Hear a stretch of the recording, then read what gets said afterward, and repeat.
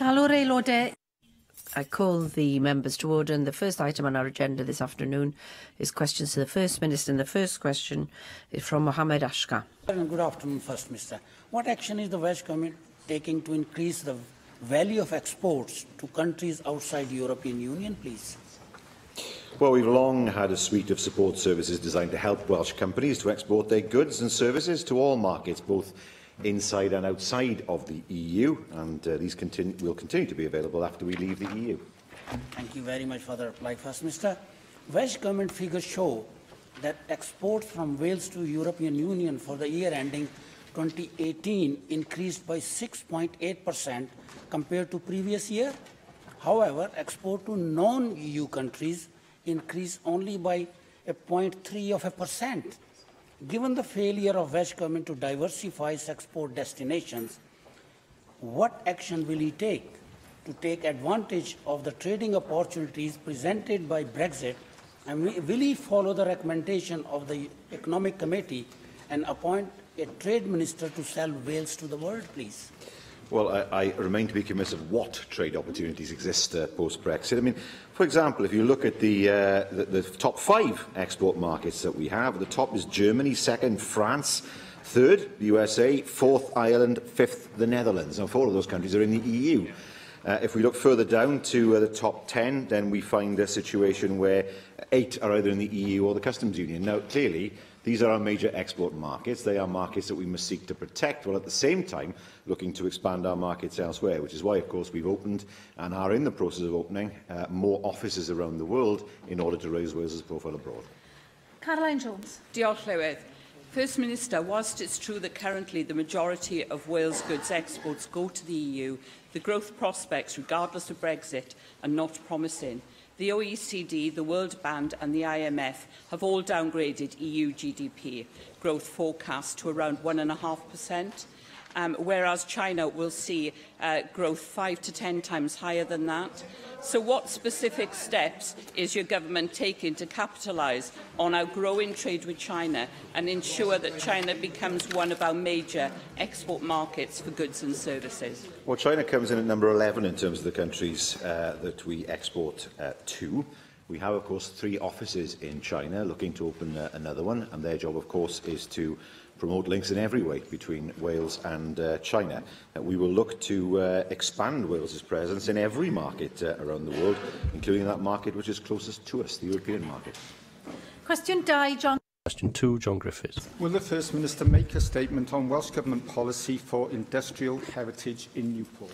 Well, we're rightfully proud of our nation's rich industrial heritage. Over 1,000 industrial structures in Wales have statutory protection, including the iconic Grade 1 listed, of course, Newport Transporter Bridge, a truly significant historic structure, not only for Newport but for the whole of Wales. Yes, First Minister, the Transporter Bridge, having been built at the turn of the 20th century, is one of just 6 working bridges in the world today. It was originally built to transport steel workers across the River Usk to their place of work, and it holds very many memories for local people. I remember being on a transporter bridge, going to school games in primary school, standing on one leg when it bumped at the end to see if you could remain on one leg, walking over the top, and of course, history of the miners' strike when it was hijacked by striking miners, and when a USA businessman wanted to buy it, dismantle it, transport it to the States and reassemble it. So there are so many stories around that Newport Transporter Bridge, the tranny as it's known locally. And I'm glad that Welsh Government is increasingly recognising this. Friends of Newport Transporter Bridge have an important project with the Heritage Lottery Fund to safeguard its future.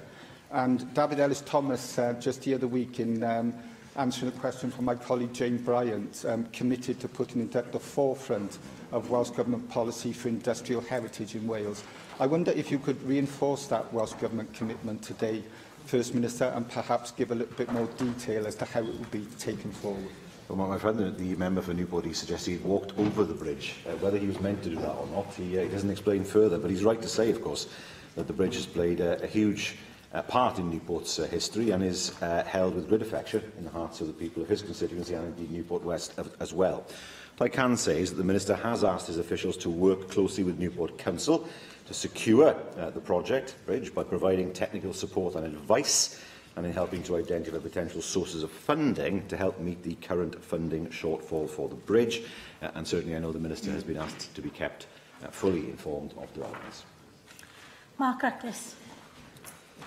I'm pleased to hear that Welsh Government will at least be supporting work to see if we can secure funding for the Transporter bridge, and I hope may support it with its own funding depending on how that work progresses. I wonder, though, if I could ask the First Minister whether he'd also support the industrial heritage of Newport by funding an equally inspiring new bridge over Newport Docks for the M4 Relief Road. Well, that is not within the portfolio of the Minister. I can assure him of that. And we will always look to ensure that the industrial heritage of Newport that is with us will continue to be protected. Questions now from the party leaders, leader of the UKIP group, Gareth Bennett. First Minister, there's been a lot of publicity recently over the issue of food labelling. As you'll be aware, there have been some tragic cases where people have died, quite possibly due to lack of information on the label of a food product that they consumed. Do you agree that, as a matter of course, there should be clear labelling for food products in Wales, so that all the relevant information is readily available? Yes. Thank you for that very definitive answer, and of course I entirely agree with you.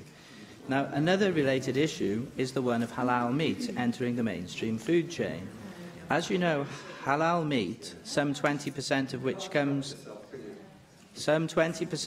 comes from animals which are not stunned before they are slaughtered, is a growth industry in the UK. One issue related to this is that halal meat is only allowed for religious reasons, so that its consumption should be confined to those who have a religious belief that they need to eat halal meat. In other words, halal meat consumption should be confined to practicing Muslims. But we know that increasingly food retailers are offering halal food as a normal part of their menu. Sometimes it is hard even to see the labelling of halal food as such. So you could enter a takeaway shop or a restaurant and find that you are eating food which you later discover to be halal, which was not clearly labelled as such on the menu. Is there a case that we need to adopt much more stringent measures over food labelling here in Wales, so that people who are not practising Muslims do not unwittingly end up eating halal food? Well, I think people do understand and are able to make a choice. What should we have next? And should we insist that food is labelled kosher in order to, for people who are not Jewish to avoid eating that food? Should we label food, for example, so that it is acceptable to those who are Hindus, those who are Buddhists? Well, yes, we need to label food as accurately as possible, but I certainly don't take the view that somehow halal food should be singled out compared to other dietary regimes and other religions. You know, if you're going to suggest that about Muslims, are you going to suggest the same about Jews? I take the point that you raise, First Minister, but there is no evidence that kosher food is entering the mainstream food market. But there is some evidence that halal food is. So that is the reason why I raised the issue specifically of halal food. Now, I don't think we should be downplaying this issue. I remember that we had a scandal over horse meat a few years ago, and I think that this lack of labelling of halal food has the potential to be, if anything, an even bigger scandal. Now, your government has talked about animal welfare in the past, and to be fair, you have done things in that line.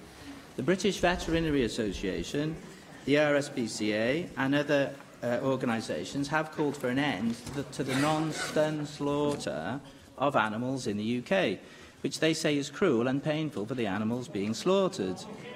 There has also been considerable academic research backing up this view.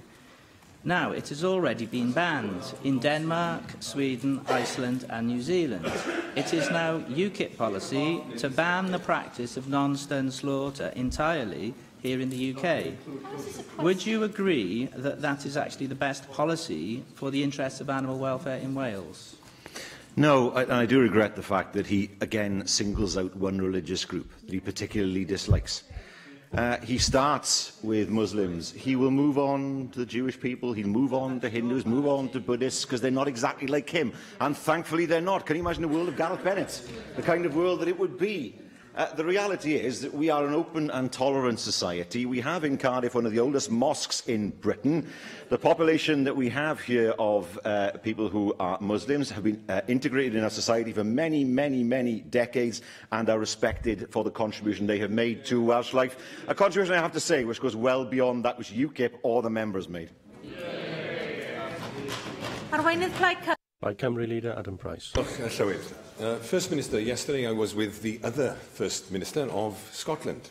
Anyone who visits Scotland and the Scottish Government nowadays comes away with a sense of a country that is confident, a government that is effective and a leader that is respected in Scotland and further afield. Yesterday, when the Scottish First Minister called for any Brexit backstop affording Northern Ireland a special single market status, also to be extended to Scotland, it was reported as major news by all UK media. Do you, as First Minister of Wales, echo that demand for Wales? And when you speak on these matters, why does no one seem to take any notice? I don't agree with what the First Minister of Scotland has said. I think all you do is shift the problem from the border in Ireland to the border between Scotland and England, where the problem is then transplanted. The real issue that we must keep sight of here, it's important that the UK and the Republic of Ireland are within the same customs union, have the same arrangements with regard to the single market. First Minister, your claim to be a strong voice for Wales would carry some greater weight if it wasn't for the fact that you're leaving the office of First Minister at this most critical time in our history. And that within a matter of days of your announcing your intention to do so, your government, led by one of your would-be successors, in stark contrast to the courage of conviction shown by the Scottish Government, caved into Westminster in relation to your own Continuity Act. Now, seeing as you are supporting the Scottish Government in their action at the Supreme Court, can you confirm that any proposal to repeal your Continuity Act will be held in abeyance until a ruling is made? And if the court finds in favour of the Scottish Government, instead of ripping up the Act, will you declare your rather squalid deal with the Westminster Tory Government dead? Well, I mean, the reality of the situation is this. I mean, it is axiomatic in Plaid Cymru that somehow the people of Wales are misguided because they don't vote for Plaid Cymru and for him as First Minister. The reality is they have put my party in power in every election in this Assembly, and the reality is that we sit here as a Labour-led government, of course, with others within this government. No, I don't agree with what Scotland has done. We have come to terms with the UK government. We expect those terms to be kept. And what happens if the Scots lose the Supreme Court battle? They have nothing. They have nothing. We have an agreement. The Scots will have no agreement at all. And that, we think, is a far better prospect as far as Wales is concerned, rather than effectively playing blackjack with the future of the Union. You're being outflanked by the Scottish First Minister. You're even being outflanked. You're even being outflanked by Northern Ireland, who don't even have a First Minister or a government or an Assembly. It's less of a surprise, perhaps, that you're being outshone by the government of the Republic of Ireland. After all, they're an independent state, and there may be a lesson for this there, First Minister. I was very pleased that Irish diplomats were able to confirm to me at the weekend that they will now be reopening the Irish consulate here in Cardiff. Are you able to confirm, First Minister, that your government? He laughs. He thinks it's amusing that actually this is an important development in terms of our key partner here. Are you as First Minister able to confirm that you will reciprocate by opening an office for Wales in Dublin? And to be clear, I don't mean a desk tucked away in a corner of the British Embassy. And finally, First Minister, given the Irish economy last year grew around 3 times as fast as the rest of Europe and 5 times as fast as Wales, do you think that the Irish view with envy the economic success story that Wales within the Union has so evidently been, and deeply regret the economic catastrophe that independence has proven for them? Well, first of all, we have an office in Dublin. He doesn't seem to know that. And the Scots, yes, it is in the embassy, but the Scots are there as well. I mean, the point is the Scots are also in embassies around the world, as are we. So the Scots have no problem with being inside British embassies when it suits them. So I don't see a problem with that as long as the presence is there. The consulate is coming to Cardiff because I kept on pushing for it. I raised it at every single meeting I had with Irish Government officials, with the Taoiseach himself and with Irish Government ministers, which is why it's come back to Cardiff after all the work that I did in persuading them to do that. Thirdly, yes, the Irish economy has grown, but from a base that was exceptionally low in 2008. Ireland was on its knees in 2008. The economy was wrecked. People were in huge debt. The banks were in a situation where they were going to fold. They were in a situation where the housing market had collapsed. Yes, things have improved, but I know Ireland very, very well. It does, do well economically. It's got a strong profile around the world because of its diaspora. But it has no health service. I mean, if you want to go to Ireland to get health cover, be my guest, because the health provision there is far, far, far inferior to what we have here. Things have to be paid for in Ireland that are free here. It's the reality, for example, that if you want to have a baby in Ireland, you pay. That's what happens there. The reality is the tax rates are higher, the cost of living is higher. Knowing Ireland as I do, I know that is the case. And he doesn't address this fundamental point. He is honest when he says, I am in favour of independence, because that's what his party stands for. I don't criticise him for that, I don't agree with him, but that is his position. But what he must address, surely, is the gap that we have between spending and revenue raising in Wales. There's a 25% gap. Now, that has to be addressed in terms of, if we were to become independent tomorrow, how would that be addressed? Where would the cuts be made? Where would he make those cuts? Because there wouldn't be growth overnight. Now, if he wants to make the case for independence, he must explain to the people of Wales where those cuts would occur. It's beyond debate that the revenue that we raise is less than what we spend. It's beyond debate, unless he's arguing that's not the case. Now, if that is the case, if we became independent, there's a gap there. How will that gap be filled? Leader of the Opposition, Paul Davies. First Minister, can you explain to the people of Wales why the new contract for delivering broadband services has still not been rolled out? Well, that is a matter that we're taking up with BT. They are the only provider, of course. There's no competition in this market, and we are ensuring that BT will roll out that contract and provide the services that we've paid for. Well, failing to roll out this new contract is another example of your government's failure. This is the latest in a long line of broken promises. And let me remind the First Minister that the Welsh Labour Party's 2011 election manifesto committed to ensure, and I quote, that all residential premises and all businesses in Wales will have access to next-generation broadband by 2015. Well, that is clearly another broken promise by your government. And I'm sure that members from all sides of the chamber will be able to give you examples of communities that are struggling with a substandard broadband service. Communities like Monachlog in Pembrokeshire, Molvray in Conwy and Newcastle in Monmouthshire are just a few that are at the back of the broadband queue, making those communities much more isolated and disadvantaged compared to other parts of Wales. First Minister, where has it all gone wrong? Well, first of all, we have 96% of premises that are connected to superfast broadband. Well, where are the Tory promises on this? I mean, if the Tories were in power, they'd have done nothing at all. There was no broadband offer from the Tories, nothing at all. Where is the UK government? Bear in mind, we've kept our promise in a matter that isn't even devolved. It's not even devolved. Once again, we have the Tory government in London saying Wales has to pay for something that actually it should pay for. Actually, this is infrastructure that should benefit the whole of the UK. But that is not the way the Conservative government sees it, because they are so obsessed with the market. For them, the market must determine everything. If we left that to happen in Wales, most of Wales would not have superfast broadband. We have intervened as a government, we put investment in, and that's why he raises it, because it's a shame that his own party has done so little.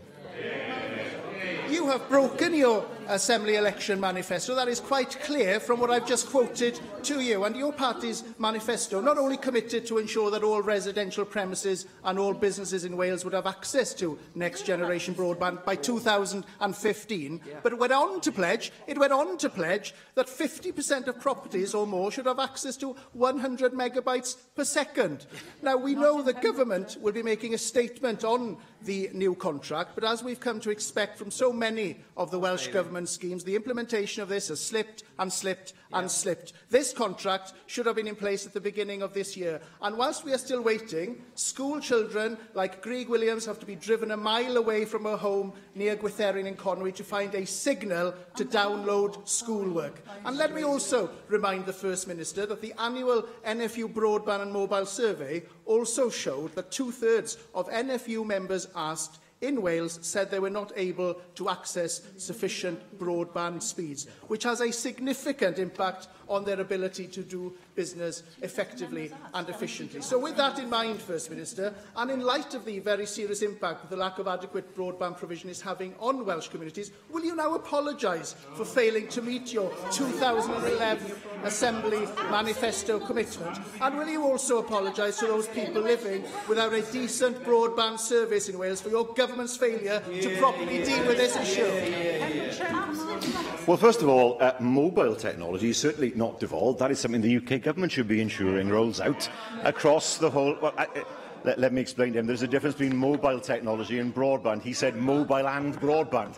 Mobile is not devolved. Mobile phone technology and reception is a matter for the UK government. The reason why we have relatively poor coverage around the UK is because of the model that was adopted for mobile coverage in the first place. Too much money being paid to the UK government, not enough money then available to actually invest in the infrastructure. When it comes to broadband, he sits there as somebody from a party with no policy on this, but I've seen no policy at all. We have delivered for the people of Wales, in many, many communities up and down Wales, a broadband service that otherwise they would never, ever have had. I speak to businesses all around Wales who are able to access it. And he raised the 2011 manifesto, he raised the issue of school broadband. There is one promise that I know the people of Wales are delighted the Conservatives never had the opportunity to implement from their 2011 manifesto, and that was the 20% cut in education funding that they keep on forgetting about. Question 3. Question 3, Mandy Jones. Diolch, Llywydd. Will the First Minister make a statement on animal welfare in North Wales? Well, the Wales Animal Health and Welfare Framework Implementation Plan sets out Welsh Government priorities, and the Cabinet Secretary's oral statement in June set out plans to maintain and enhance companion animal welfare in Wales, and she'll make an oral statement on farmed animal welfare next month. Thank you for that answer, First Minister. Finn's Law is currently making its way through the UK Parliament's legislative process. This law proposes to give special status to service animals, like police dogs and horses, where they are harmed, and removes the wiggle room around unnecessary suffering available to perpetrators under Section 4 of the Animal Welfare Act 2006.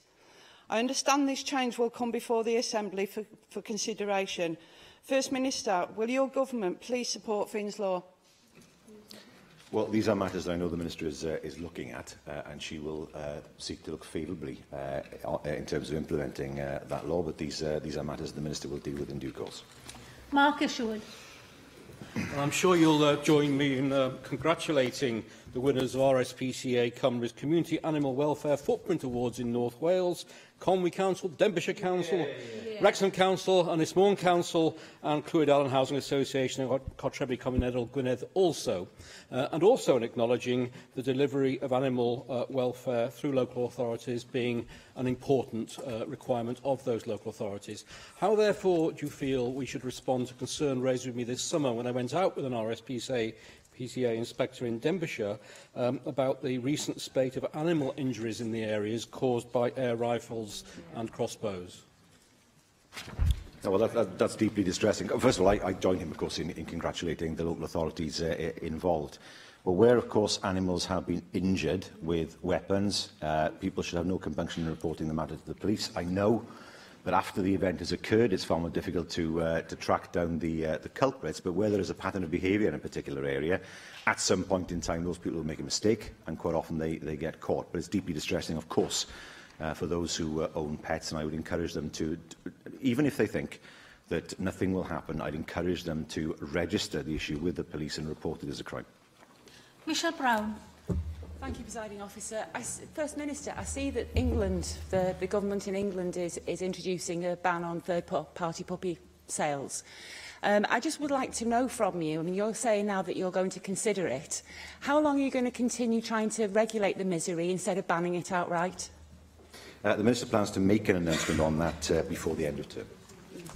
Pedwar, Jenny Rathbone. Question 4, Jenny Rathbone. What assessment has the First Minister made of the Future Generations Commissioner's report, Transport Fit for Future Generations? Well, the Commissioner's sentiment on the benefits of investing in public transport, as well as walking and cycling infrastructure, is of course echoed by the Government, and the Cabinet Secretary responded to the Commissioner on the 28th of September.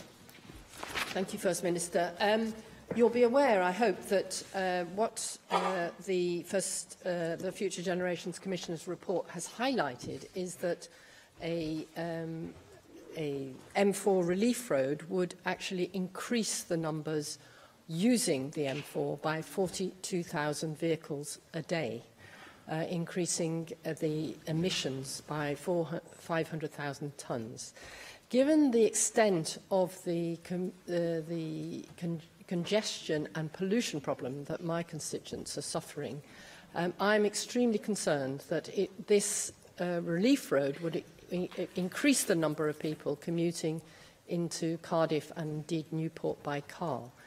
I'm struck by the argument from the Future Generations Commissioner that a much smaller sum of less than 600 million on public transport and active travel would actually resolve the congestion problem at a fraction of the price. And I wondered if you would be able to give us your views on that argument. It's not clear how that would operate. I mean, some of the things that I've seen would be the installation of bus lanes on the motorway. Of course, there need to be buses that would run on the lanes, and in some parts of it, a dual carriageway, kind of a single-lane motorway, clearly. Preventing people getting onto the motorway was one suggestion that was made. Moving freight onto the rails, which of course we want to support, but it's easier said than done, particularly goods traffic, because there are very few goods yards now. Now, I take on board, of course, very much what she says about congestion. It will get worse, there's no question about that. When the 7 tolls go, there will be an effect on the tunnels, and I think we are deceiving ourselves if we think that the situation will improve in the near future. So there has to be a solution. From my perspective, the decision that I'll be asked to take is, should it be the black route or not? And that is something, of course, I have an open mind on, because I've not yet seen the planning inspector's substantial report on this matter. David Melding. The Commissioner also said, and I quote, the black route is particularly weak on the criteria set out in the Wellbeing Future Generations Act. I think this is a key moment. I'm quite neutral on what the decision should be. I think there are arguments on both sides. But it's clearly going to be a key moment for the application of this Act for long-term projects and policies.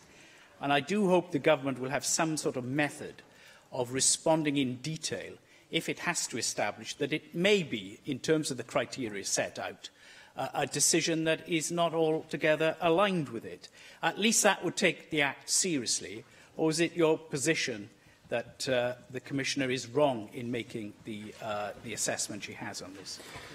It's a shame that the Commissioner didn't give evidence to the inquiry, because, of course, this evidence then could have been tested, and she would be able to explain the basis upon which that evidence was given. It was produced after the inquiry had finished, which is perhaps not the most helpful way of doing it, but we will nevertheless take into account, of course, what the Commissioner has said and all relevant factors regarding the decision. The decision itself is not an easy decision, but it has to be taken one way or another. But the assurance I give members is that I will take into account all relevant factors before coming to a conclusion. Question 5. Question 5, Dai Lloyd. Thank you. Llywydd, will the First Minister make a statement on regeneration plans in South Wales West? Well, the Welsh Government Regeneration Investment supports schemes that create jobs, enhance skills and employability, and delivers the right environment for businesses to grow and thrive and ensure prosperity is spread in to all parts of Wales. On numerous occasions, the Swansea Bay Tidal Lagoon has the potential to not only help us in Wales to increase our renewable energy generation, but also to provide a much-needed boost to the economy of the whole of South West Wales. Now, there's been talk of Welsh Government investment, and a task force has been established by Swansea Bay City Region to look at this in greater depth. However, in terms of ownership models, will you confirm whether the Welsh Government would consider creating a Welsh energy company to take this project forward? When are you expecting the task force to conclude its work, and when do you envisage making a decision on your government's role in this whole scheme? Well, the first thing that has to be established is the market, and particularly, of course, the strike price. These things are hugely important in terms of determining the viability of the project. Now, what the UK Government didn't do is look at the contract for difference in the strike price in terms of making the lagoon viable. It decided it would pay more money for other forms of energy. So the first thing that has to be established is the market. There is a way of doing that by working with local authorities and others, and I know that Swansea City Council is looking at alternative ways of funding the lagoon, and we want to see what those ideas are, of course, and we will work with them if there is a viable project that can move forward after the UK Government's unwelcome decision, and that is something that we will continue to work with them on. Susie Davies. Diolch, Llywydd. Well, both Swansea and Cardiff, of course, are benefiting from some regeneration work at the moment, not least through the City deal. But Bridgend, as you know, is on the very edge of the City deal footprint for Cardiff, and while Bridgend taxpayers are handing over £11 million or more for the project, residents are starting to ask me now, where's the benefit in it for them? They're asking it both Paul as well. Specifically, they're asking, does Welsh Government expect further investment in Bridgend train station or the long-promised Brackler train station? And do you think that the City deal should be regenerating Bridgend town centre, not just the city centres, maybe be the catalyst for that partial depedestrianisation that, as you know, traders are very keen to see happen? Well, first of all, Bridgend railway station has only just been refurbished, of course, as you will know, and very well. There was a real problem there with congestion when trains were coming in and passengers not being able to get through the gate. So that's very much welcome.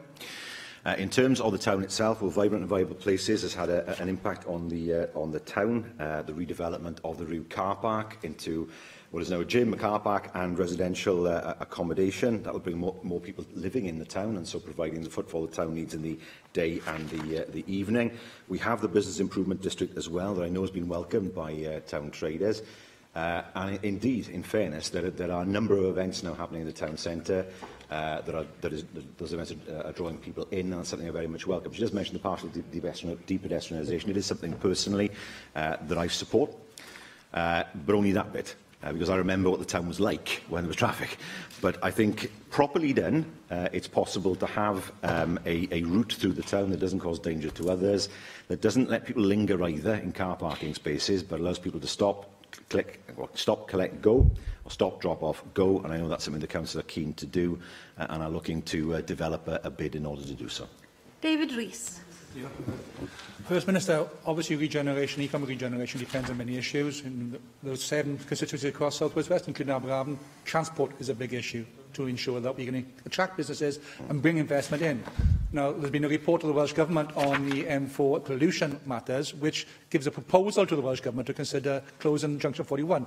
Last time it did that, there was traffic chaos in my constituency, and that would not attract businesses to come, because that chaos happened at peak times and would cause huge disruption to businesses. Can you reaffirm the position that given by the Cabinet Secretary 2 years ago to actually keep that road open, and the Welsh Government will not close Junction 41 and put the traffic chaos back again in People of Talbot? Well, this is a matter that's still, I believe, under consultation, and of course, as happened last time around, there will be full consideration given to the comments that people make. Question 6, Lynn Neal. Question 6, Lynn Eagle. Will the First Minister provide an update on the impact of universal credit in Torfaen? Well, people are struggling, not just in Torfaen but elsewhere, because of the complexities of universal credit. The UK Government has to address these issues urgently before they proceed with any managed migration of existing benefit payments to universal credit. Well, First Minister, Torfaen has had more than a year now of the full service rollout of universal credit. In that year, we have seen people waiting 6 to 8 weeks for payment, an increase in debt and rent arrears, more and more people needing to use food banks, and a universal credit helpline where people are literally waiting hours to speak to a member of staff. I believe the local record in Torfaen is 4 hours, with most people, especially vulnerable people, giving up in that time. Will you join me in paying tribute to the excellent coalition we've got of Torfaen Council, Torfaen CAB, Track 2 and housing providers who are all working so hard to get people through this universal credit maze? But will you also join me on calling the UK Government to recognise that it's time to stop this now and sort out these problems before it causes any more suffering? Well, first of all, can I add my thanks and congratulations, of course, to the fine example of cooperative working that we've seen there, helping people who are most vulnerable at a time when they need to know which direction to go in and to find out exactly what they're entitled to. But yes, it's quite clear to me and to many in this chamber that universal credit, as it currently stands, has not worked. And it's absolutely crucial that where there is a problem, that problem is sorted rather than sorting it after more people have suffered. And that's unfortunately the situation that we find ourselves in now. Mohammed Ashgar. First Minister, IFF Research recently carried out a survey of universal credit claimants on behalf of DWP. They found evidence of positive employment outcomes for universal credit claimants, with a near doubling of proportion of claimants being in a paid role after 8 months into their claim. They also reported an increase in the number of hours worked and in overall income levels. Does the First Minister recognise that universal credit is tackling ingrained worklessness in areas such as Torfaen, and as a result, people are moving into work faster? Thank you. Well, should I be surprised that the department that has the responsibility for universal credit has commissioned a survey to say it's fine? I would have questions as to the objectivity. I don't know more about it, but the objectivity of such a survey. But let me say this to him. The real effect of universal credit is this. Community Housing Cymru recently reported that housing association tenants on universal credit in Wales are already over £1 million worth of debt in terms of rent arrears. According to their survey, a sampling of 29 housing associations in Wales, that survey was conducted with 3,475 people living in housing association homes in Wales. And that shows that each person is, on average, £420 worse off because of rent arrears. That's the reality of the situation when it comes to universal credit, and that's why it has to be halted and reversed. Question 7, Mark. Question 7, Mark Reckless. What is the Welsh Government's assessment of the impact of a customs or regulatory border in the Irish Sea? Well, our assessment is set out in securing Wales's future. So, First Minister, you spoke eloquently last week about the importance of Northern Ireland and its peace process for Brexit. Doesn't the European Commission proposing a border of any sort in the Irish Sea act as a red rag to a bull for the unionist community in Northern Ireland? And shouldn't it instead apply its technical work for de-dramatising that proposed border to agreeing a free trade deal for the UK as a whole? Well, I think the answer is to have a deal that works for both sides. I've said that many, many times, and members will know my view as to what that would look like. I think it's right to say that the suggestion of any kind of apparent political border between the island of Ireland and the island of Great Britain is anathema to the unionist parties, and that's something that we've seen, of course. There are occasions, of course, where there's a great deal of cross-border cooperation. So when it comes to animal health, Ireland is one photo-sanitary unit. Northern Ireland is, in effect, not in the UK as far as that's concerned. And if you go to Northern Ireland, you are asked whether you're carrying food products. That makes sense from an animal health perspective. But no, I don't think that's workable. It would be very difficult for a UK government to agree to that. The unionist parties would not agree to it. What is the answer then? Well, as I've said many, many times before, stay in the customs union. The whole thing's resolved then. Rhina Piorwerth. Thank you. Speaking on Channel 4 News over the past few days, the Deputy Prime Minister of the Republic of Ireland, Simon Coveney, said that it was ridiculous to argue that one could avoid a hard border if there is a no-deal Brexit on. He said that 1,077 additional customs officials and veterinary inspectors and security officers would need to be employed in airports and ports to deal with trade east to west. Isn't it inevitable in such circumstances that huge damage will be done to trade through the port of Holyhead in my constituency? And doesn't that demonstrate how irresponsible the supporters of a hard Brexit are within the Conservative Party, and how irresponsible Labour under the leadership of Jeremy Corbyn has been in not having insisted from the outset that there would have to be membership of the single market and the customs union?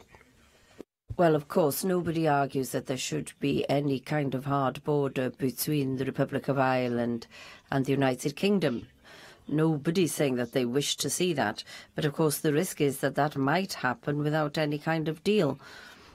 And in the days pre the single market, there were checks at Holyhead. If I remember rightly, not everybody was checked, but there weren't any kind of passport checks at all. But there is a risk in this, of course, because, as I said before, because if it's easier to get through the Northern Ireland ports rather than the Welsh ports, then of course trade will be impacted because of that, and it will have a negative impact on the Welsh ports trade. And so once again, what is the answer? Well, the answer is to remain within the customs union and to keep the access to the single market. What is the Welsh Government doing to tackle mental health problems in young people? Well, we're working with our partners to deliver a whole system improvement to the mental health support provided to young people, building on our successful work and investments since 2015, and delivering, of course, on our Prosperity for All commitments. This is not the first time I've raised this subject with you, but after the recent Panorama programme on mental health provision for young people, I was inundated with messages from parents in the Rhondda who feel that their children and teenagers have been let down by the system. The programme certainly touched a nerve, First Minister. One thing that could help is for school counselling services to be improved. Now, it's a statutory requirement for secondary schools in Wales to have an in-house counsellor, but provision remains patchy according to the Children's Society. They say that some schools provide an excellent service, while some schools provide no counselling services at all. This is an area under your control, First Minister. Many children and teenagers are being failed by the health service primarily, but also they're being failed within the education system as well. So will you commit to evaluating the service to make sure that there is a high-quality service, that it is good and consistently provided for all secondary school pupils right throughout the country? Well, I'd be extremely disappointed if secondary schools weren't providing the service that they're meant to provide. I think I've said in the Chamber before how much money we put into CALMS, but I think where the emphasis has to go now, and what we're looking at, is what happens in that gap between the counselling services and CALMS. Many young people won't go and see a counsellor in school because it's a little bit too close to home, and people think that people will find out about it. And many young people don't actually need the kind of medical intervention that CALMS provides. So the emphasis now is going to be on how do we provide a level of counselling service outside of school for those who would benefit from that service without having to go into CALMS. So, as far as the 2019 to 20 draft budget proposals are concerned, they do include further planned investment in CALMS, but that will be targeted at meeting the needs of those who don't need the most specialist treatment and meet the needs of that missing middle. I think that's where we have to ensure that no gap exists. Janet Finch-Saunders. First Minister, October 10th is World Mental Health Day, and I'm sure that you would want to join me in offering our full support and gratitude to the many mental health service providers and charities who help our vulnerable people across Wales every day. However, suicide rates in Wales, and particularly amongst young people, are a very serious issue. Childline Cymru reporting a 20% increase in the number of calls it receives from children and young people suffering with suicidal thoughts and feelings. And what more worryingly, of late, children as young as 10 are now contacting these services. Will the First Minister make a statement on what action the Welsh Government is taking to reduce levels of suicide in children and young people, and what services it is providing to charities such as Childline Cymru in dealing with the rise of the number of cases? I remember some years ago there was a spate of suicides in Bridgend. I'm sure the member will remember it. Stoked, I have to say, with the media coverage of the time, which there's no doubt in my mind led to some young people taking their own lives. And that was a very difficult time for the people of Bridgend, and not just the town, but the entire county. So I've seen what can happen when there is a panic in terms of suicides. I had to deal with that myself in my own constituency. In terms of Childline Cymru, what's not clear, and never can be clear with these things, is does that mean that there are more young people who are feeling suicidal, or does it mean there are more young people who are reporting the issue, even though the numbers may well be steady? We can't know the answer to that question, but either answer is possible. She asked particularly what we're doing for young people. Well, again, we have school counselling. We have the money that we put into CALMS, and it is right to say that the waiting list for CALMS was unacceptably long at one point. It was 112 days at one point, now it's 28 days from referral.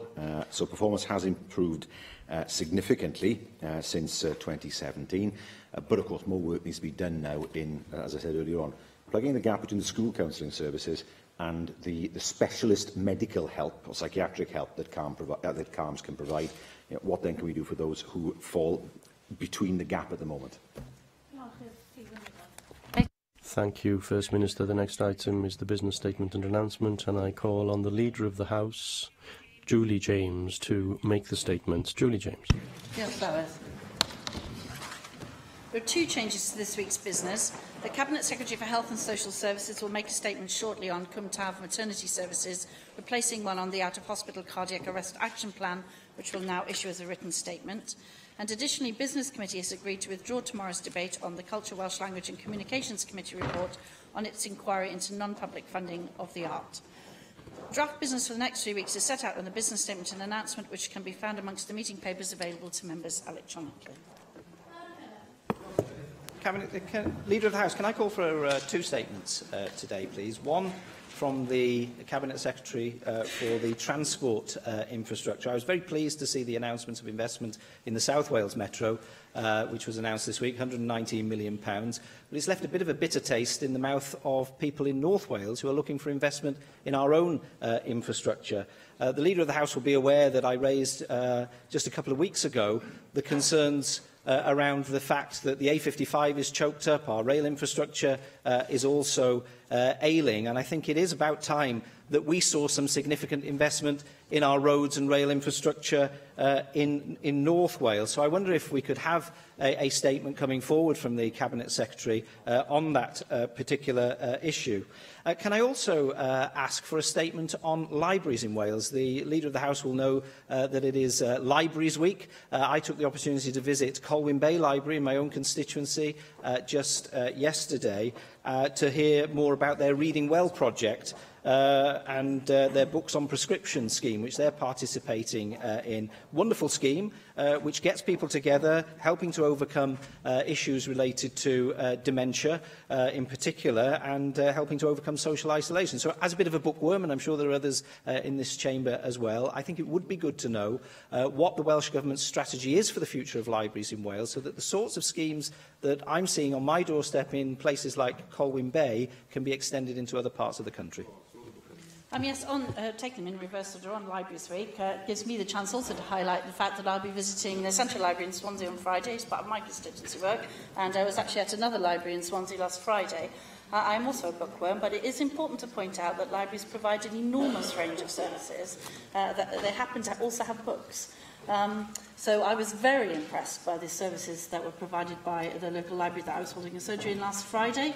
They included a range of digital communication services. They included some social services in the sense of social isolation and community opportunities to meet. They included services for children and a large range of other community services. I'm sure the librarian there is cringing as I don't remember some of the things that she showed me, but it was very impressive, and I would encourage all members to take part in Libraries Week and indeed actually to support their local libraries, and I'm sure that all members do that.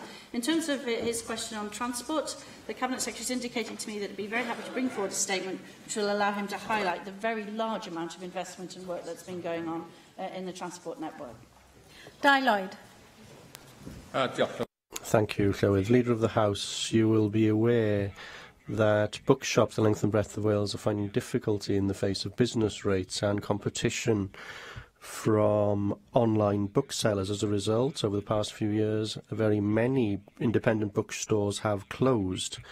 Now, the Booksellers Association note that online booksellers have a huge commercial advantage as compared to high street booksellers who pay far more in rates. Now, I'm sure many of us would agree that bookstores play an important part in Welsh culture and want to support these businesses in the face of very difficult economic circumstances. Now, given the contribution that booksellers make to the society, culture and economy of Wales, would the Welsh Government be willing to make a statement on the additional support that it can provide, particularly in terms of business rates? We know that childminders in Wales are now exempt from business rates. Therefore, could the Welsh Government look to give business rate relief or further business rate relief to bookshops, given their social and cultural role? Well, I think the member makes a good point about the role of bookshops, but unfortunately retail services are changing very rapidly, and online sales of almost all retail products are having the knock-on effect that he mentions. We already have a very generous non-domestic rate relief scheme in Wales. I'm sure that most bookshops are of a size that they can take advantage of that, and I fear that the way that people shop for books and everything else has changed fundamentally, and it will not be possible to roll that back. However, I will say that a number of bookshops in my area, and actually same area as Di Lloyd's, and he'll be familiar with them, have been very successful in diversifying and holding a large number of other type events inside the bookshop, and have cafes and groups and discussion groups and so on. And he will be as aware as I am of the success that some of those have had, and I certainly applaud them, as I very much like attending a bookshop myself. Mike Hedges. I would like to ask for two statements. One is a government statement providing an update on Welsh Government support and progress with the digitalisation programme across the whole of the Welsh public sector. Second one, I know we had a written statement from the Cabinet Secretary yesterday regarding Virgin Media closure and action being taken, but I would like to ask if we could have an oral statement on it for me, and I'm sure you and other members representing the area. The loss of what is the best part of 900 jobs is a substantial blow to the area, and I would hope we could have an oral question, so we'd give all statements, so would give us an opportunity to ask questions of the Cabinet Secretary over an issue which, to you and like myself, is a very important one.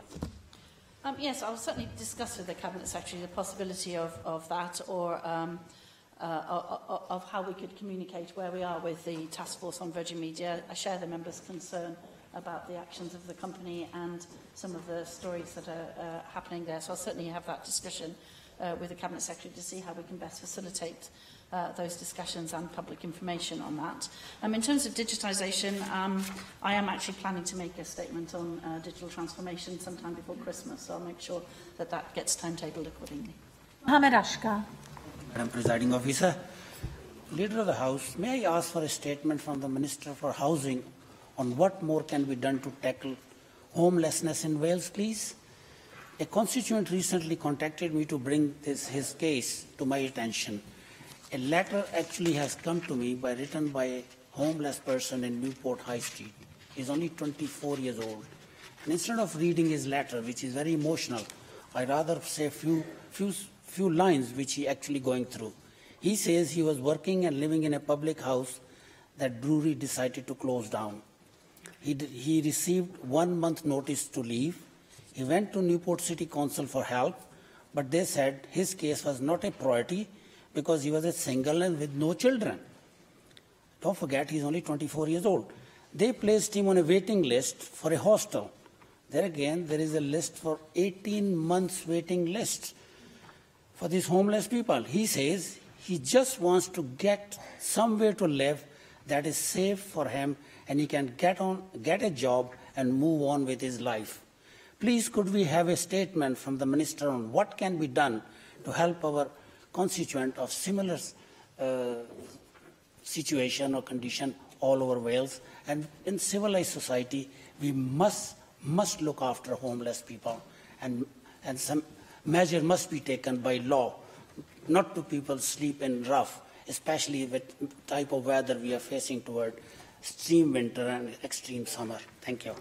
Oh, yes, the Minister is due to make a statement next month on changes to our homelessness policies, but I do think the member should take into account the effect on homelessness of his own UK government party's universal credit rollout and general assumption that young people can stay at home, because he's just pointed out that that's very frequently not the case. Sir Griffith.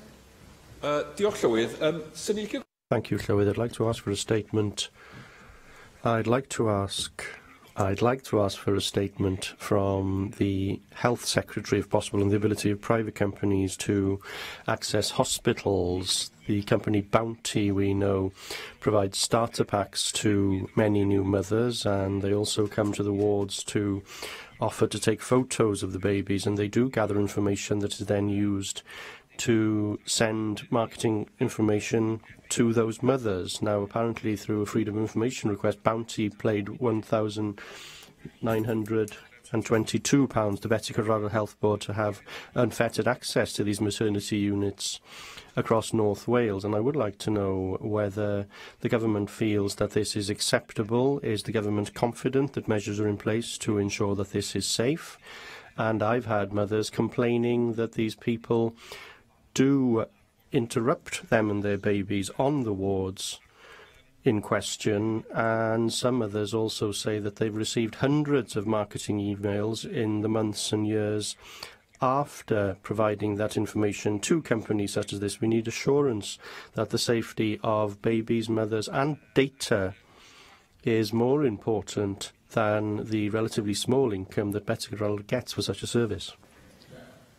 Yes, actually, I share his concern around the data, and I'm the Minister responsible for that, in fact, so I will look into that and come back to the member. Susie Davis. Thank you very much. I just wonder if we could have an explanation about why the out-of-hours cardiac arrest plan statement was withdrawn. I mean, I would understand if it's due to the very sad events of this weekend, but I really would appreciate it if we could get confirmation that we will get an oral statement rather than a written statement on this. I think it would be, I for one would certainly like the opportunity to ask questions in the chamber on the plan, so perhaps if the Health Cabinet Secretary would reconsider and bring an oral statement perhaps shortly, then I for one would be very grateful. Thank you.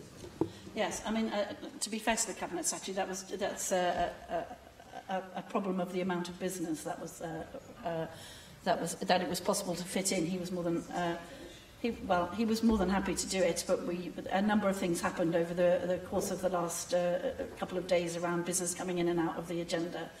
So it will issue as a written statement. It's my responsibility to see whether we've got enough time. I will discuss with him whether there is an opportunity to bring forward an oral statement, but we have actually got a pretty packed agenda, so I will look to see if there's an opportunity to do that. But in all fairness, it was not. He was more than happy to make the oral statement. It's just the business prevented it. Thank you, Leader of the House. Item 3 is withdrawn. Item 4, therefore, is a statement by the Cabinet Secretary for Health and Social Services, Cwm Taf Maternity Services, and I call on the Cabinet Secretary to make the statement. Vaughan Gethin. Thank you, Llywydd. Further to my written statement on Friday, I thought it important to update members on actions that are being taken to support maternity services at Cwm Taf University Health Board.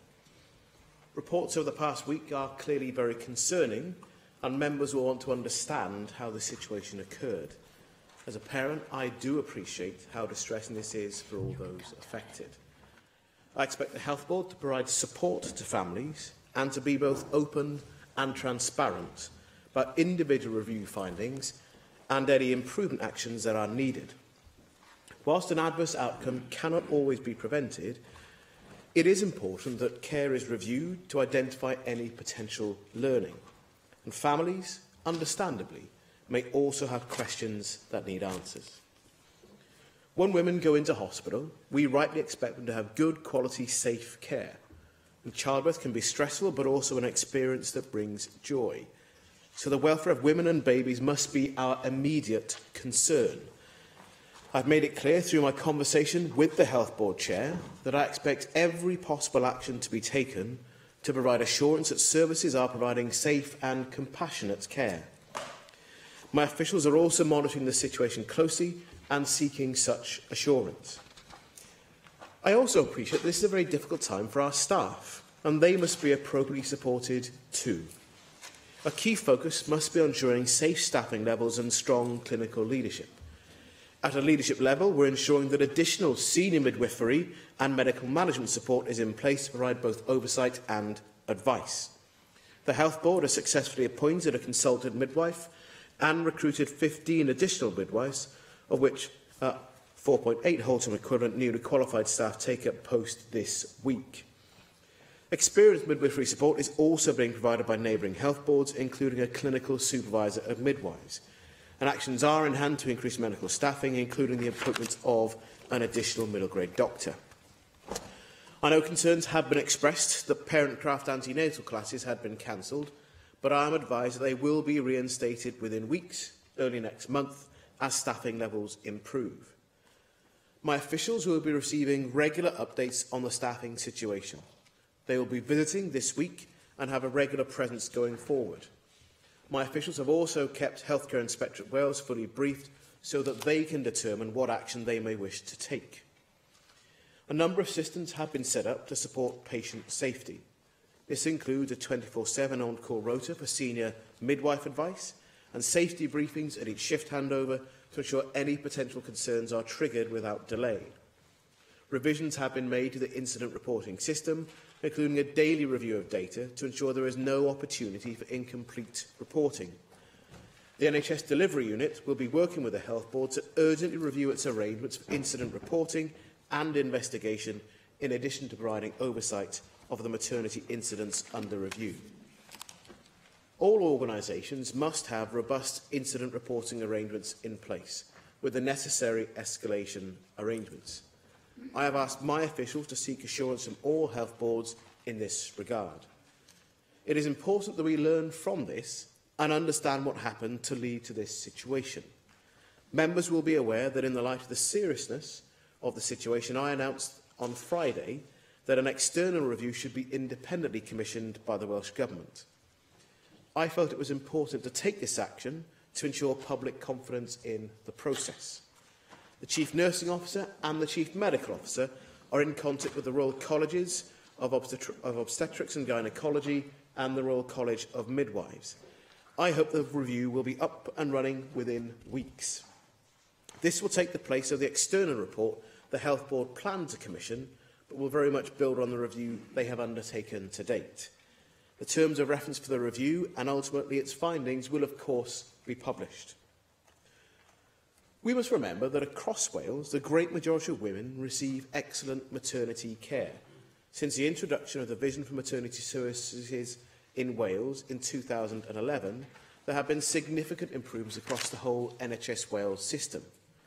To ensure a consistent drive for improvement, national performance indicators are set that cover areas such as smoking cessation, weight management, support for women with serious mental ill health, caesarean section rates, breastfeeding and staffing levels. Annual maternity performance boards are held, where performance is measured against these indicators, as well as sharing new or innovative practice. In terms of workforce, all health boards are asked whether they are Birth Rate Plus compliant for midwifery staffing and compliant with the Royal College of Obstetrics and Gynaecology standards on consultant obstetrician presence on labour wards. Every woman has a choice about where she will deliver her baby, depending on her personal circumstances and risk factors, whether that is at home, my midwife-led care, and either in a alongside or freestanding unit or obstetric-led care.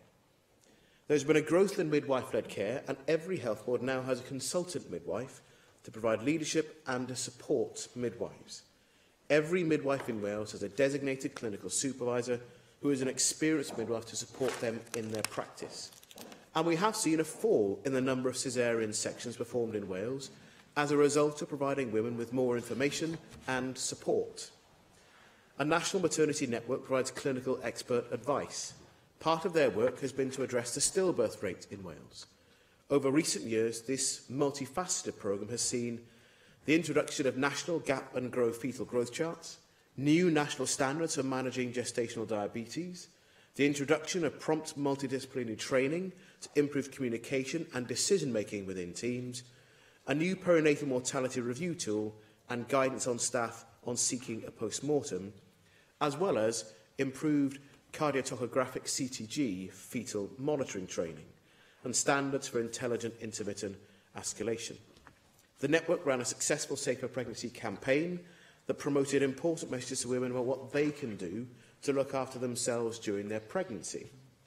Evaluation showed a high level of knowledge and awareness in expectant mothers about what they need to do with the support of their midwife.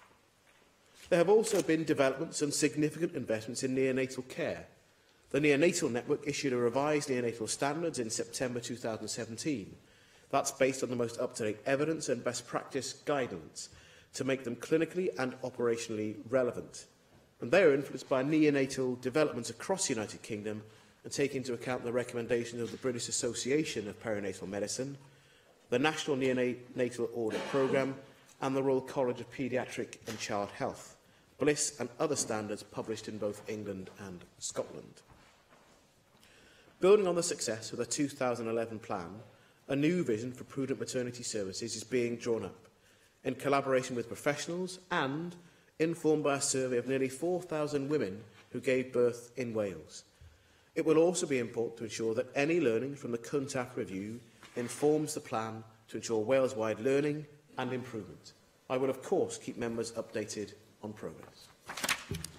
A number of members were late for the start of this statement, and if there is time, you will be called. But I'll call those members who are here to hear the whole statement first. Someone who was here, Angela Burns. Thank you, Presiding Officer. First of all, I would like to put on record how incredibly sorry I am for the affected families.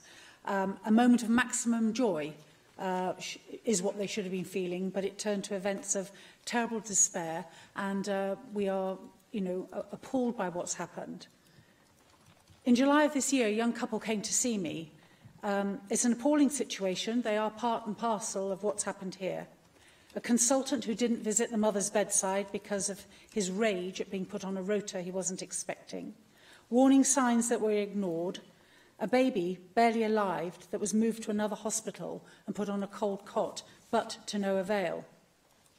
And having read their horror story, what really struck me, Cabinet Secretary, was the Health Board's reaction. They wrote to the CEO, saying what had happened and asking for help to understand it and more information. They were essentially palmed off to a junior staffer who was reluctant to engage. There seemed to be a total lack of compassion for people at their lowest ebb, a dismissive attitude, a dragging of heels, no apology of any meaning, and I'm not talking about financial, I'm talking about the sincerity level. There was no timely response to letters. So how will you, Cabinet Secretary, ensure that the Health Board provides proper support to these families who've been affected? In your statement, you say that you expect them to provide support to the families, but I can tell you that from the evidence that I saw, the reports that were written and the letters that were sent to this young couple, that did not happen. So I'd really like to understand in what meaningful way you can ensure that this Health Board do what they should do and actually come alongside these families. Of course, at the time, I didn't realise that this seemed to be part of some kind of systemic failure.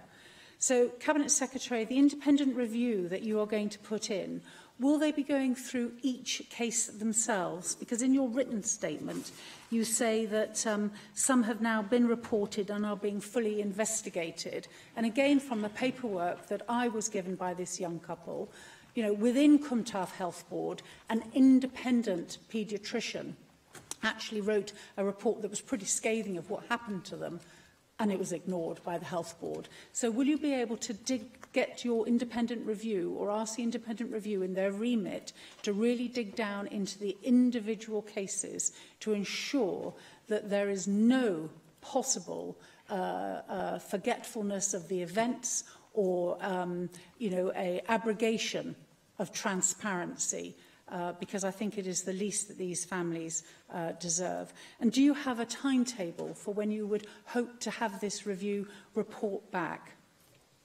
And of course, you'll know that throughout Wales at the moment, we're going through quite a significant transformation agenda. There's a lot of centralisation going forward in other health boards at present. So how will you ensure that lessons learnt from the Cwm Taf experience are actually translated really well into all those other health boards? Because I think that we need to put these health boards on notice that if we're going to do this stuff, we have to do it safely, and we have to remember that the patient is what it's all about, and that these mothers and babies, wherever they are in Wales, deserve the chance to have a successful outcome. Cabinet Secretary, I was also really concerned that this trend didn't seem to be spotted earlier. So will your independent review be looking at that? Will they be looking to see whether or not the agencies that are responsible for monitoring performance and outcomes within health boards, where were they? Why didn't they spot it earlier? Did anybody step in to say, hang on, something here doesn't look right? Because we've got access to mortality figures, you know, we should know what should be the right trend and what shouldn't be the right trend. I will say that my young couple are now in the safe hands of an Assembly member on another bench to mine, because that individual is actually their constituency Assembly member. But I just want to say that of all of these families that have been affected by this, if their stories are anything like the young couple who came to see me with their sheaf of paperwork and told me of their fear that they have of trying to have another baby, having lost their little girl at 6 days through a catalogue of errors that was nothing to do with them, then we should be absolutely determined to make sure that Cwm Taf are held to account, the right people are held to account, whoever they may be, and that we learn these lessons in a meaningful way. You know, there's a very big health board in England that's going through a not dissimilar process at the moment. You know, we should be learning from each other. This shouldn't happen. It is a real tragedy. I thank the member for her comments and questions. And of course, I'm sorry for any family that suffers the loss of a baby or a young child. And I would not want any family to feel the way that you describe. Now, I can't obviously comment on the individual circumstances, but I do want to be clear that part of the point of this review is to try to learn what has happened. We're now looking at 44 cases in that cluster of cases to be reviewed. It's not clear at this point that care has gone wrong in any or all of those cases, but the cluster of cases of concern is why that there is an imperative to investigate, and hence the now independent review with the 2 Royal Colleges, with oversight from the Chief Nurse and the Chief Medical Officer. The Health Board do, of course, now have that additional scrutiny that I've outlined in my statement, additional scrutiny and support, to look at both clinical practice, clinical culture, but also one of the points you made, clinical leadership. And in fact, we're having the review now because a new head of midwifery services saw some of the data and flagged it up as a concern, and that's led to the issue being escalated. But part of our challenge is to make sure that it doesn't need to have an additional fresh set of eyes at that level. So there are good reasons to have the review and to want to learn from it. But I'd be cautious about saying that in every single instance that there has been a failing of care. That's why we have the review, to look at those individual circumstances, to understand what is individual, what is cultural, what does it tell us about practice, and to help us to make recommendations for the future as well. I've been clear in my statement on publication, so the recommendations and any response to those recommendations from the review will be published. What I can't tell you is that there is a timetable. It's regularly the case that for politicians you would want to set a timetable that is prompt or long depending on your perspective. I think it's important that the colleges have the terms of reference to allow them to do what they need to do in a properly independent and robust manner, and I don't set an artificial timetable, but obviously I would want the review to be as prompt as possible. The sooner we have something that is robust and understood, then the sooner we are able to understand what measures do or do not need to take place, and also what is individual about the Health Board and what is system-wide learning and what is a system-wide challenge across Wales. On your point about centralisation, these services have not yet been centralised. And so the model itself, a new model, isn't a contributory factor. We're looking at practice, but there are arguments that I'm sure the college will want to look at in terms of the optimal organisation of the service. We know that in the past, though, that our Royal College suggests that the move that we're making towards is a better model to provide better care. Well, they're matters that I'm sure will be commented on in the review, and as I say, that will be published together with any response to it. Rhina Bjarwerth. Diolch, and can I say that I also, not least as a parent, feel for everybody affected and those concerned. Perhaps I could start actually by asking Cabinet Secretary if you could tell us what services are going to be put in place locally to provide support for those affected or who may be anxious about giving birth in the Cwm Taf area. We need to be sure about what happened. That's the purpose of reviews. We also need to be sure about the scale of what happened, and certainly I welcome the government action in taking over the process of commissioning the review. It's vital, of course, to restore confidence that the investigation into what has happened is genuinely independent, and an internal review, I don't think, would have achieved that. Can you confirm that this will indeed be an independent review that will have scope to expand the investigation if necessary, as has been the case in Shropshire? And I think this is also important because on Good Evening Wales on BBC Radio Wales last Thursday, the interim director of nursing seemed to imply that this was somehow an exercise that every health board was undertaking, that the challenges themselves were faced by every maternity service in the UK. But I think that the numbers of serious incidents that we're talking about here quite clearly suggests that there may be a more severe problem. And I wonder, do you regret that already it seems that the board seems to have gone into some crisis management PR mode in seeking somehow to downplay the seriousness of the situation, which, to be fair, the Welsh Government isn't doing? Moving on to staff, it's been heavily implied that staff shortages are a factor here. Your statement says that 1 doctor and 15 midwives have been recruited, with 4.8 whole-time equivalent midwives starting this week. I'm just not sure about why you go from roles to full-time equivalent numbers side by side. Perhaps can you give the actual numbers starting this week so we know where we're at? And a couple of other issues.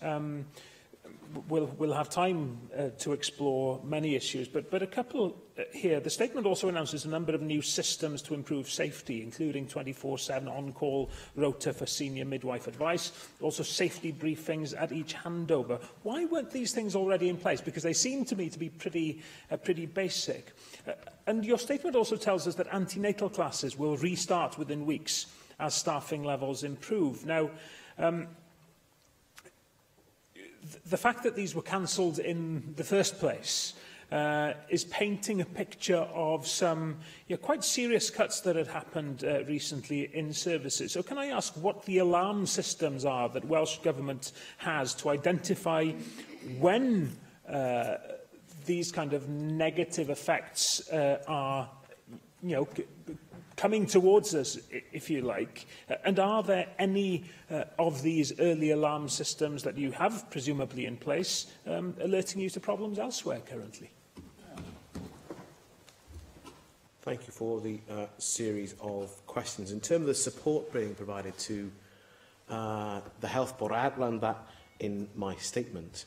My officials and the delivery unit are providing support and challenge, in addition to the co-opting of senior leadership support from experienced midwives in neighbouring health boards, and in addition, of course, to the steps that the health board themselves have taken on. And I note the point you make about the numbers of staff. The point I was simply making was that a number of staff of the 15 that have been recruited are due to start this week, as opposed to recruiting 15 and they won't necessarily come on stream to work in the service for a period of months. So that's why we can be confident that the antenatal classes will start in the near future, because they will have additional staff there within the week.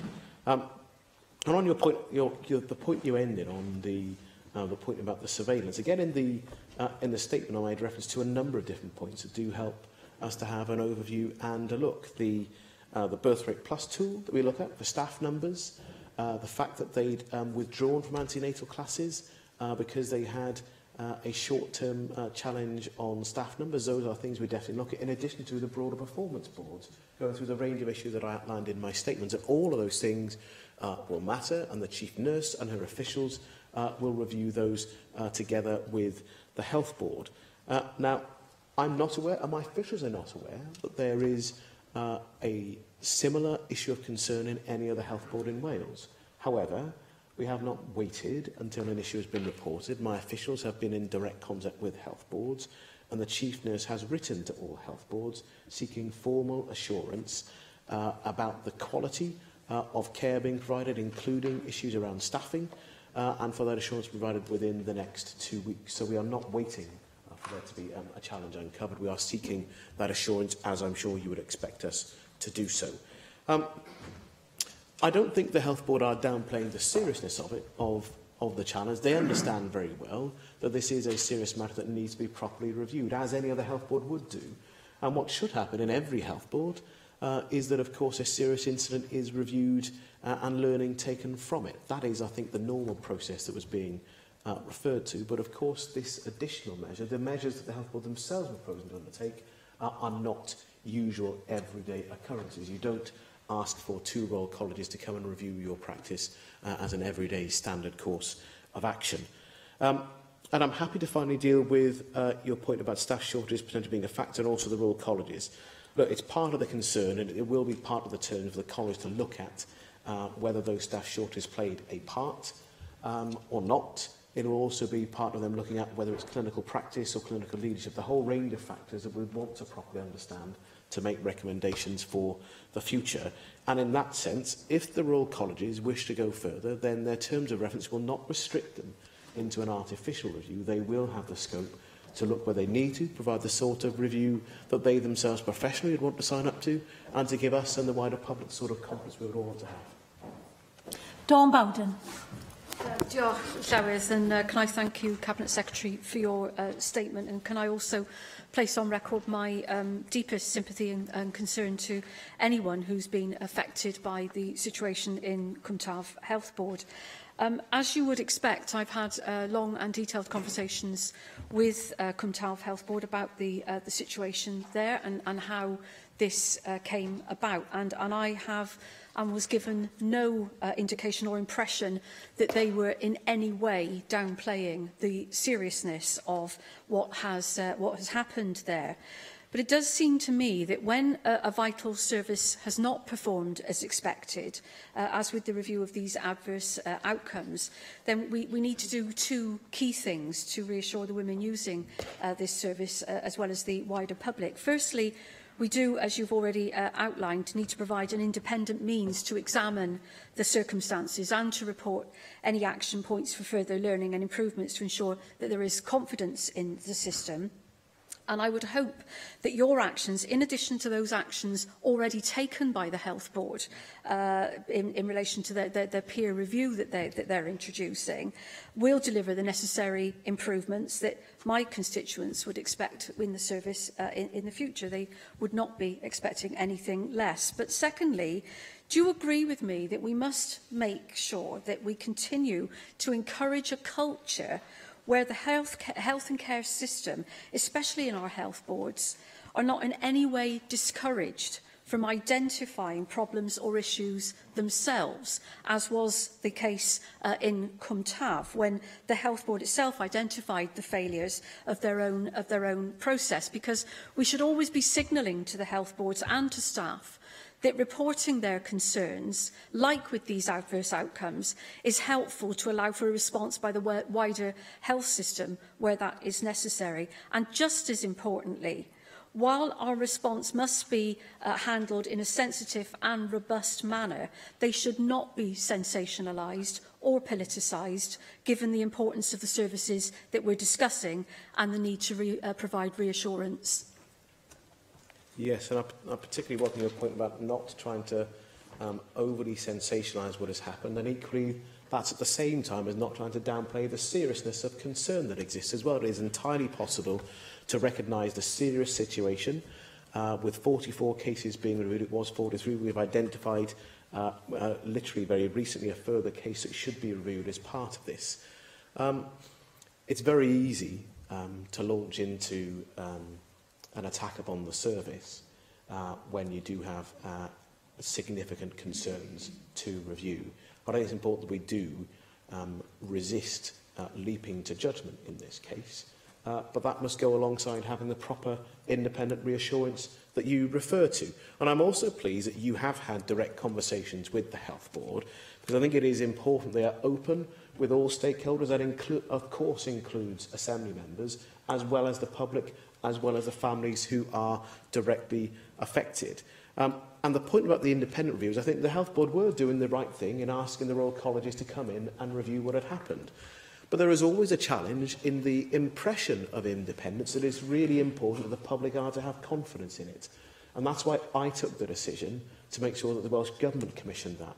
So there's no impression the Health Board are being allowed to mark their own work. I think that would have been the wrong thing to have done. And I do not think that would have helped either the Health Board, the staff, or the women who rely upon the service. And I think your second point is really important too, about making sure there's a proper open culture to identify and address challenges at an early point, so people aren't fearful of talking about challenges or concerns they have with the service, and to make sure that you don't somehow have an expectation of suppressing or covering over potential bad news, because that actually ultimately makes the situation worse, because people lose faith and confidence in the process and a public where they should trust, but also those opportunities to learn are also then lost. And that will be important to understand within the review, whether from a cultural point and a practical point in the way the service is delivered, whether we have the right culture and practice in place, and if not, then to openly want to address that. Because as I said in my statement, maternity services and midwifery services in Wales are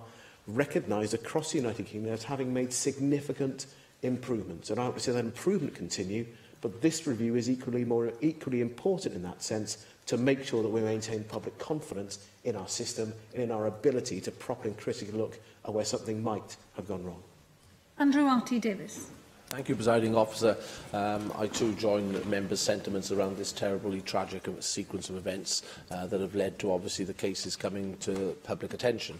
It is worth noting that the Cwm Taf Health Board, from a senior management level, has been heavily engaged in a merger with the Princess of Wales Hospital, and I'd be grateful to understand from the Cabinet Secretary as to whether that merger has deflected from the day-to-day running of the Health Board, because as I understand it, the two areas of concern are one on staffing and two on reporting of incidents. Now, both of those things are down to the management and structure of the day-to-day delivery of the service. It's good to hear from the Cabinet Secretary that a significant number of midwives have been employed by the Health Board recently, but one could only wonder why such a huge staffing issue had been left to fill for so long, because if they were 15 midwives short, why was that situation allowed to happen in the first place? And secondly, can he indicate at what level this reporting of incidents on the ward was not getting through the system so that the events could be looked at, each and every case could be looked at? And above all, I would hope, and I think I did hear the Cabinet Secretary correct, that the review that he has commissioned will be looking at all areas of delivery and won't be stuck in a very fixed term of reference that the Minister might set out. The Review Board will have the ability to look at areas they deem necessary to complete their inquiry, so that we can have confidence that all areas of delivery have been looked into. Thank you for those broadly three questions. The first point, I'm not aware that the proposed merger has had any impact on the delivery of services. It's not been a point that's been raised by anybody with concerns that somehow that's a factor in the quality of care and in this cluster of cases of concern. The serious incident reporting is what's led to us looking again at the cluster of cases, the number of them, the timeliness of reporting and the learning to be taken from it. So there have been internal reviews about each of these, but to look again, to understand with this number clustered within the Health Board, we should take the opportunity to review matters now and not wait for a later point of reference. And that's why I've commissioned the independent review.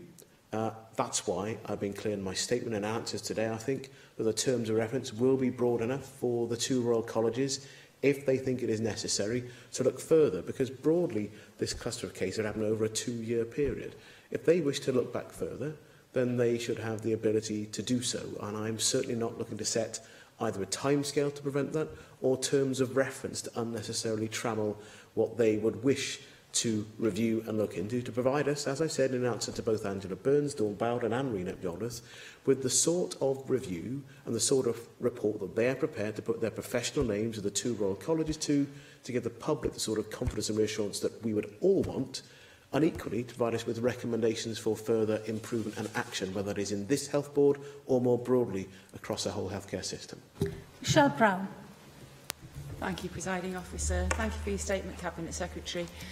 Are you concerned to know that how a maternity service suddenly discovers it's 15 midwives short? At what point did they find out they were 15 midwives short? A dedicated and hard-working staff, behind whom you will no doubt hide today, must have been sounding the alarm about staff shortages and their consequences for a long time. They mustn't have been listened to. The Cabinet Secretary has said that it's a very difficult time for staff. I'd suggest that's an understatement.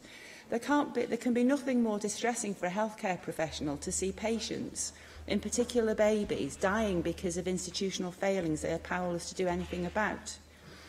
And that things work well for the majority of families in Wales is no comfort to bereaved families. And my heart really, really does go out to those families who have been bereaved because of those failings. However, it does display the typical complacency with which the Cabinet Secretary for Health responds to failures in the health service for which he is responsible. 15 must be quite a large percentage of the midwifery staff. Can the Cabinet Secretary tell us why Cumtas Health Board thought they could get away with so few midwives before the situation came about? Is the Cabinet Secretary concerned that when he talks about a peer review, that this board's peers are also failing to provide good care and outcomes for their patients? This government has run the NHS into the ground and there is poor delivery in Labour's NHS everywhere you look. Where would the Cabinet Secretary suggest they turn for decent peer reviewing? And should we not be concerned that an NHS board trusts its own judgment so little that they're going to ask other trusts for a second opinion? Shouldn't they know what makes a good and safe service and what doesn't?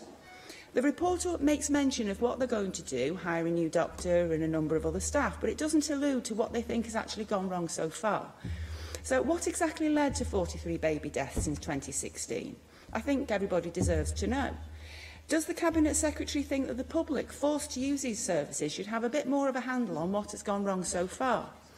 If the board believes that the employment of 15 more midwives and an additional mid-range doctor and certain other roles will help solve the problem, then they must think they know something about how the problems have been created in the first place. If they can't or won't tell us how this awful situation has arisen, what comfort can we take from their current proposals to try and fix it? The hospital statement only says that they will share their findings of what went wrong with the families involved. Will the Cabinet Secretary now undertake, in the interests of future patient safety, to share all the findings with this place? Many people say and believe that the NHS is above party politics, and there is some merit to that. So I would hope that the Cabinet Secretary would not hide any of the findings to reduce its party's political embarrassment over this matter. Will the Cabinet Secretary give us that assurance? The Cabinet Secretary has ordered a review into the Health Board, but we can't take any comfort from the Cabinet Secretary's promises and assurances, can we? Because even when this government takes direct control of a board, as you have with Betsy Cadwallader, this government sometimes manages to make things even worse.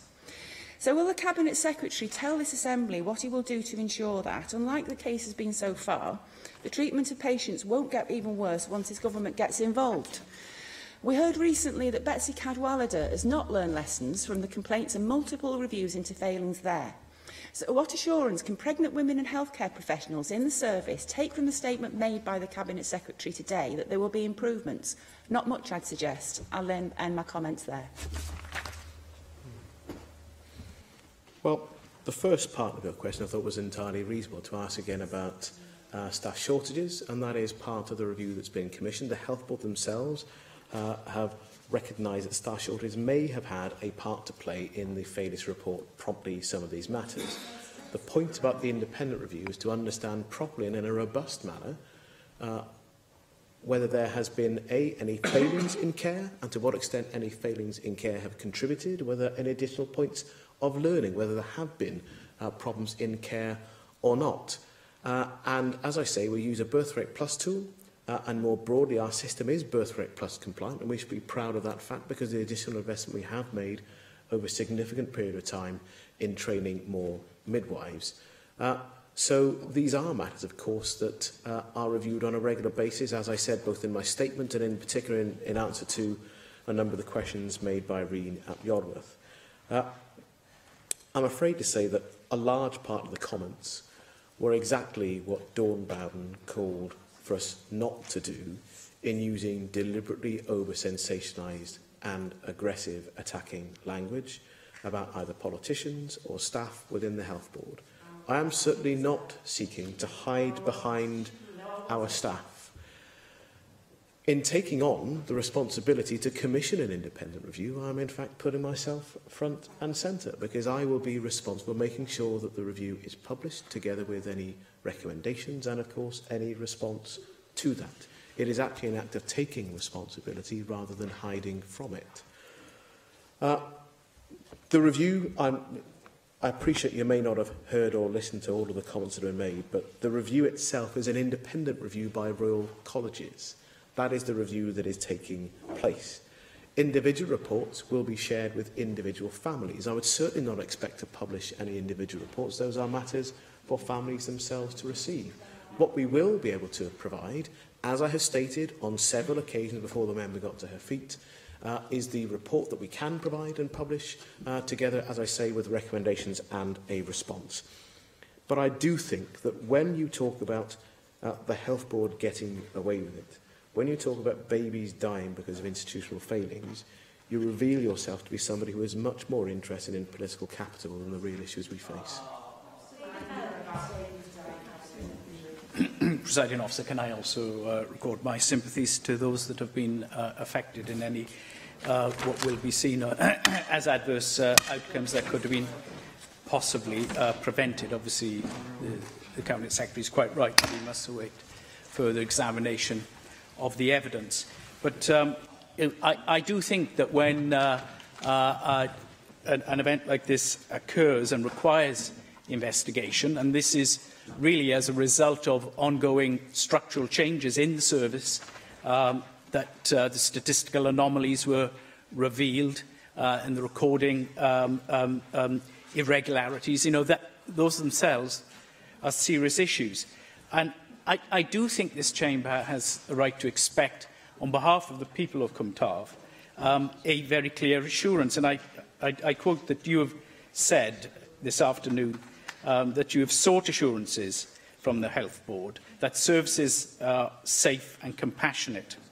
And I quote, "My officials are also monitoring the situation closely in seeking such assurance."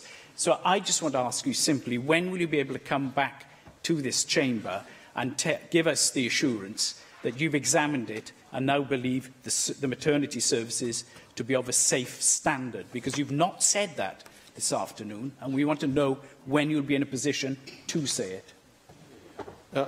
Thank you for the comments. And of course, these I politely disagree with them at the first point, that the structural change is what's highlighted. The anomalies was actually a new head of midwifery services coming in and doing what she should have done in reviewing the position and in looking at the cluster of cases and recognising that those matters needed to be escalated.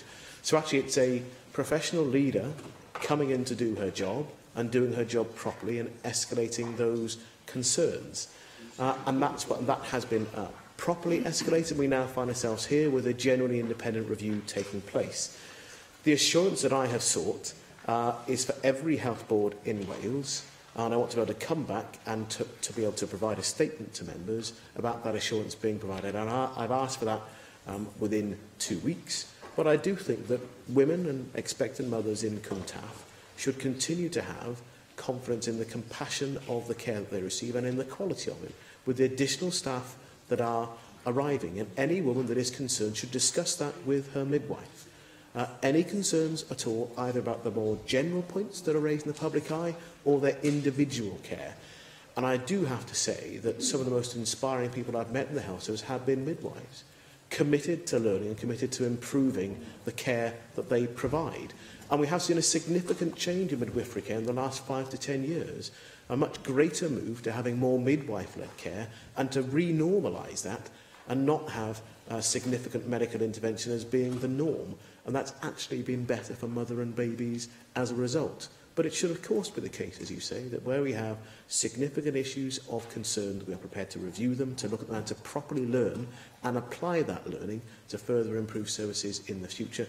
But I will provide a written note to every member, and I'll turn it into a written statement so it's publicly available, about the assurance when we receive from every single health board in the country. Vicky Howells. Diolch, Llywydd, and I'd like to also place on record my sympathies to any families within the Cwm Taf Health Board area who've been affected by these adverse outcomes. I welcome the fact that in your statement this afternoon, Cabinet Secretary, it seems that the terms of reference for this inquiry are flexible and can encompass many different strands. I've been involved in one case relating to maternity services in Prince Charles Hospital, where myself and my office has closely supported the affected family.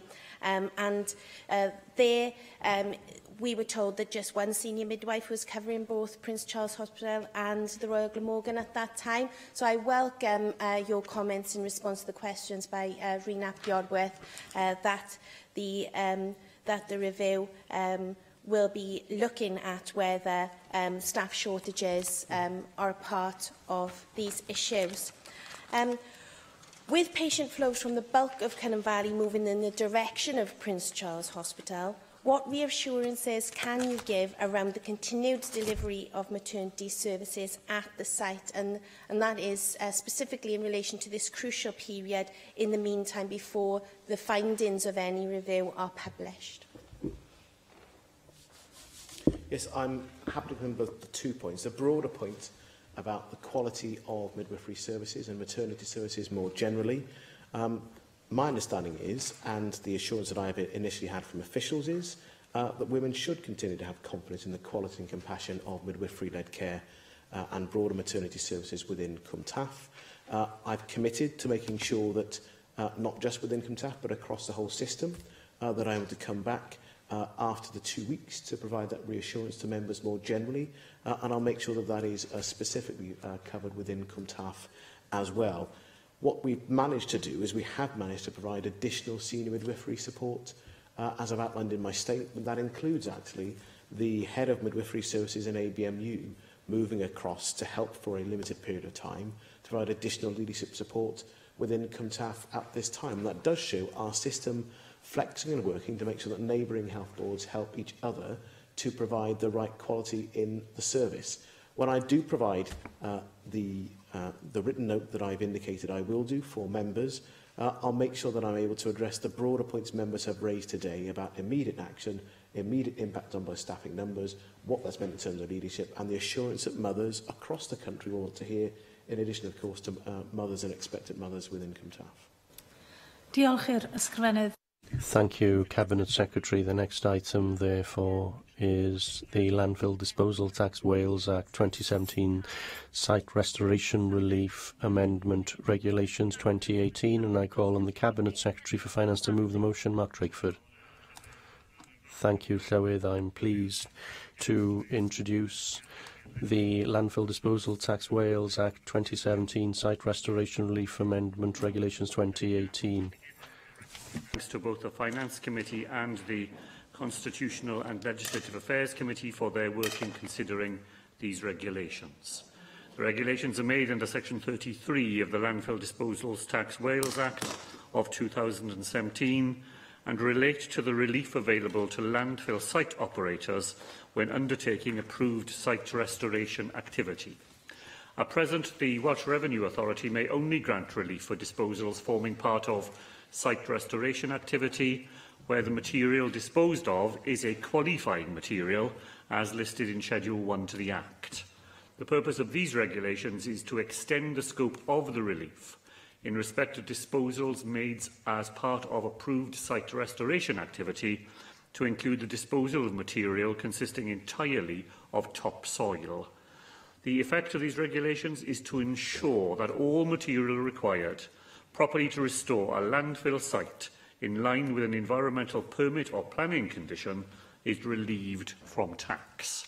Although a minor amendment, these regulations will remove any incentive to use no or minimal topsoil and encourage good site management. This will help to deliver the social, economic and environmental benefits associated with proper site restoration, and I ask members to support the regulations this afternoon. Mark Reckless.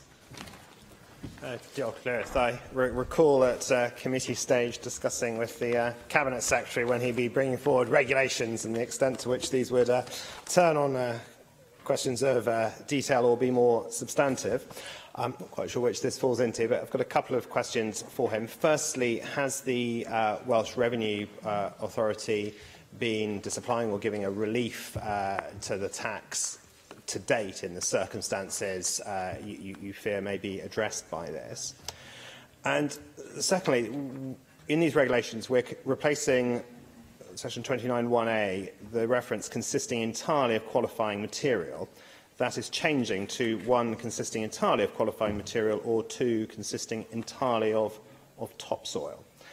And I just wondered, we have in Schedule 1 already the list of qualifying material, and soil is part of that. I mean, what is the problem? It says at 1, rocks and soil, and there's a condition it must be naturally occurring.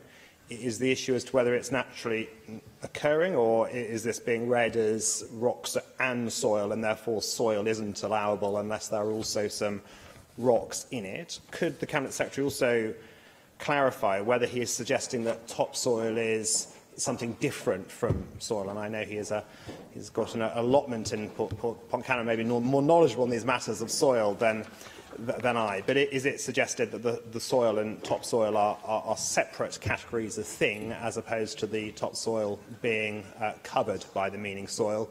And if the latter, is this really a necessary regulation to bring forward? Also, just ask him finally, when he has the consisting entirely of qualifying material or consisting entirely of topsoil, if that just said consisting of qualifying material or topsoil, statutory interpretation, I understand, would allow an inclusive meaning of that, and it wouldn't matter if there was both of them.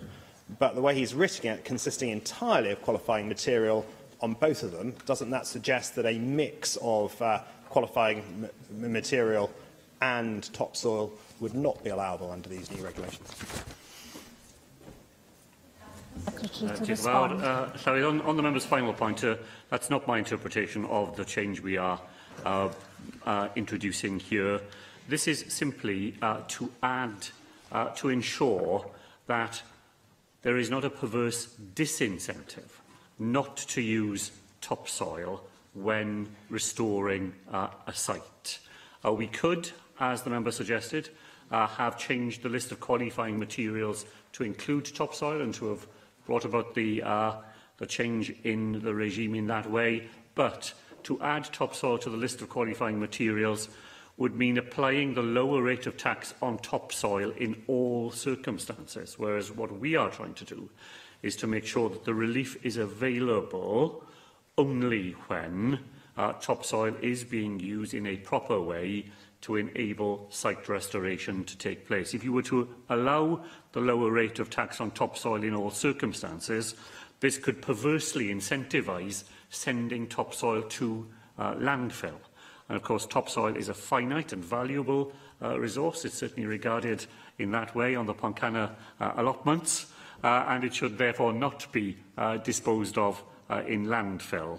The way we have gone about bringing forward this amendment, I think, sensibly separates those aspects of restoration material that would qualify through being on the list, and topsoil, which is a very particular part of restoration, and where indeed, as the member said, it is the work of the Welsh Revenue Authority in these early months of having landfill disposal tax that has exposed this matter as an issue.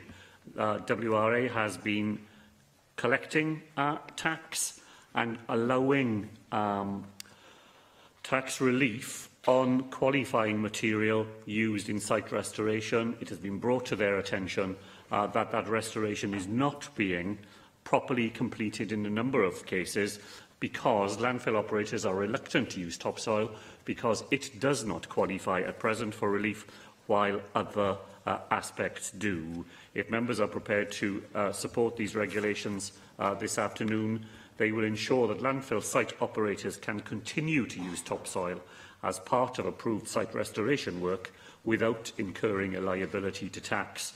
And in that way, as I said, we believe that that will incentivise the delivery of the social, economic and environmental benefits which are associated with proper site restoration. Question you, other. The proposal is to agree the motion. Does any member object? No. The motion is therefore agreed in accordance with Standing Order 12.36, which brings us to the debate on the Prosperity for All annual report and the legislative programme, and I call on the First Minister, Carwyn Jones. Thank you, Llywydd. Well, over the past decade, I have been presenting regular reports on the notable success of this government in terms of improving prosperity for all. We have never been fearful of taking the route right for Wales, even if that route is different from the one taken by others, or indeed if we are the first to walk that particular route. Since the Assembly became a full legislature, we have introduced 34 bills which have become acts and 18 government-proposed measures. We've used these powers to develop a framework for growth and to deliver improvements for the people of Wales. We've led the way in the UK with legislation to introduce the first deemed consent system for organ donation. We're using legislation to protect and promote health, introducing the ban, of course, on smoking in public places in 2007, and most recently to establish a minimum price for alcohol.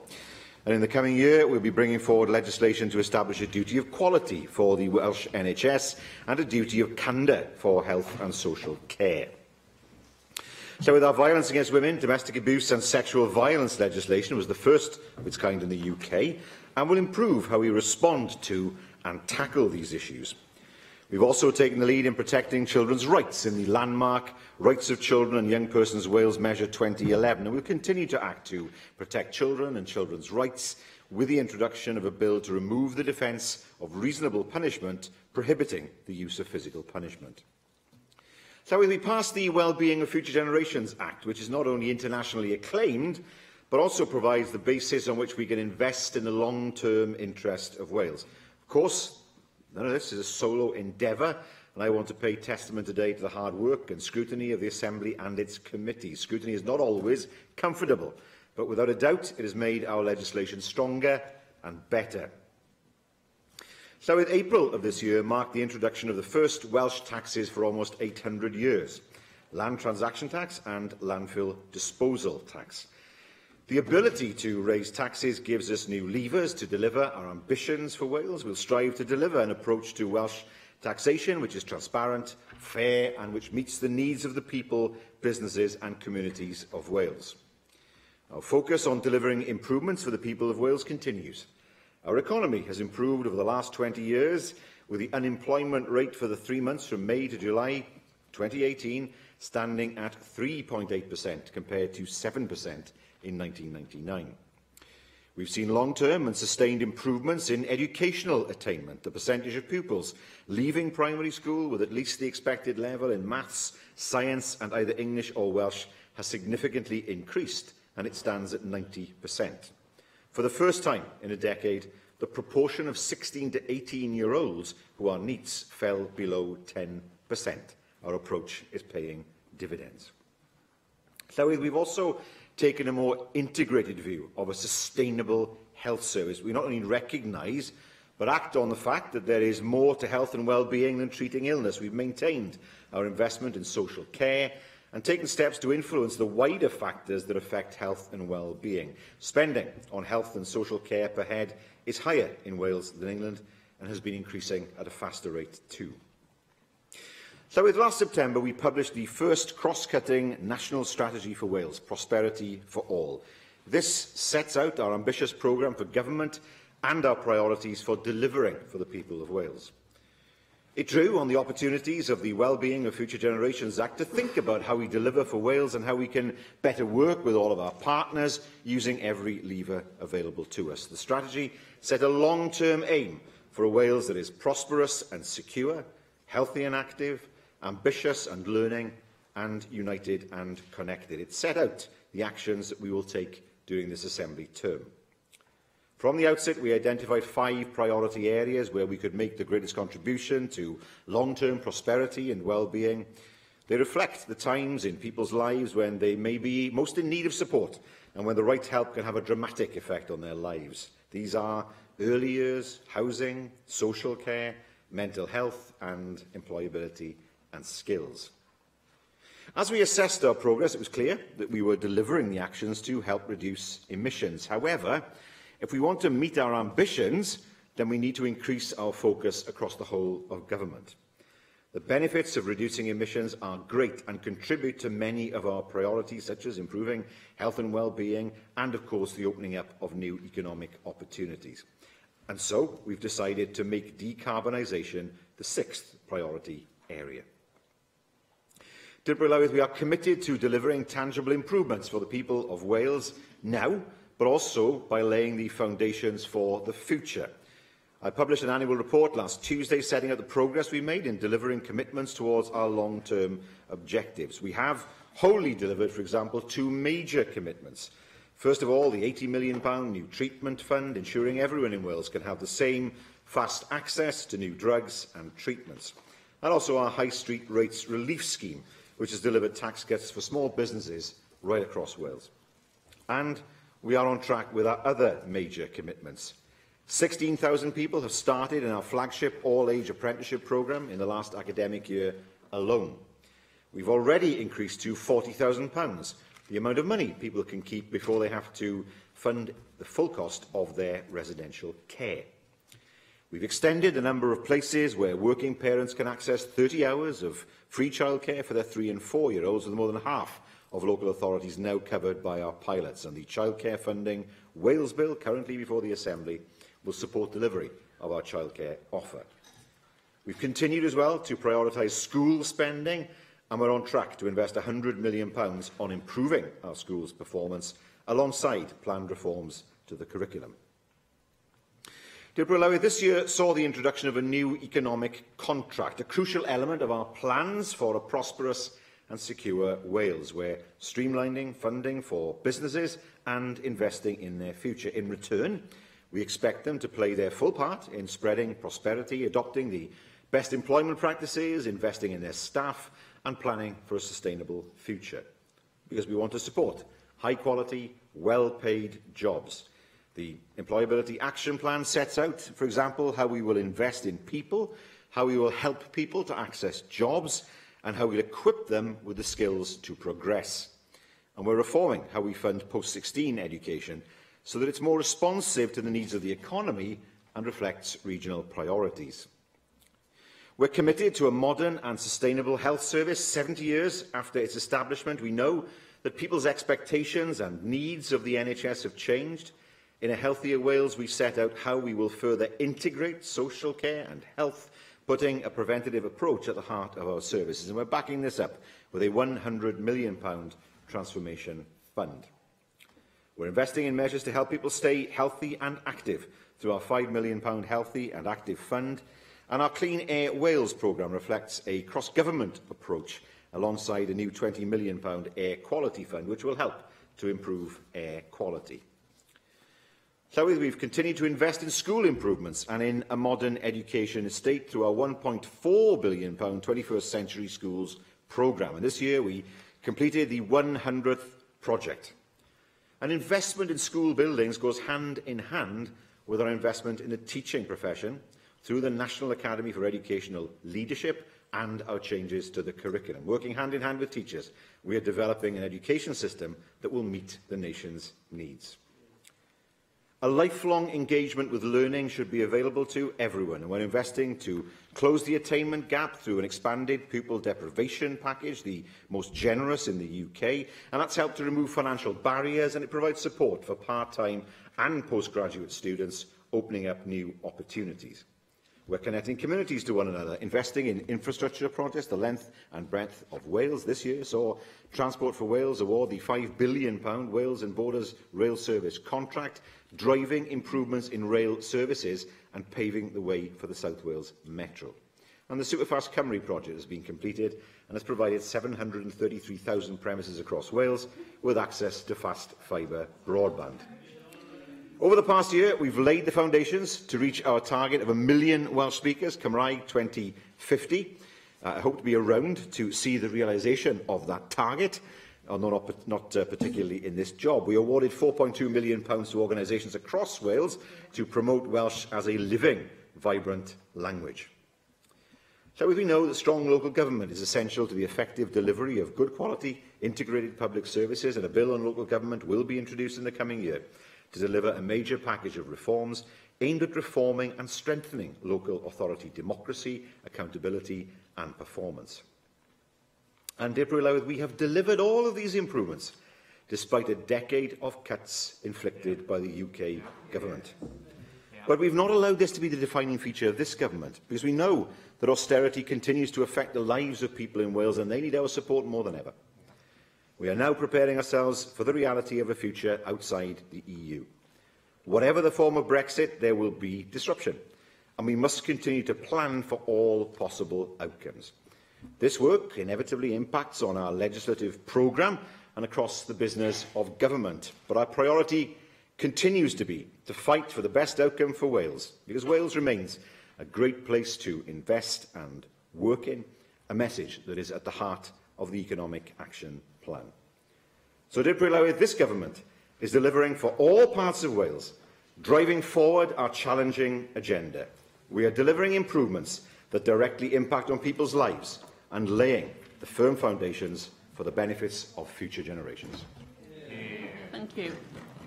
I have selected the amendment to the motion and I call on Paul Davies to move the amendment tabled in the name of Darren Miller. Thank you, Deputy Presiding Officer, and I'm pleased to move the amendment tabled in the name of Darren Miller. It remains the view of members on this side of the chamber that the Welsh Government has had sufficient time to introduce a programme which enhances the lives of the people of Wales, but sadly, the Welsh Government's legislative programme simply hasn't done enough to address some of the long-standing issues facing the people of Wales.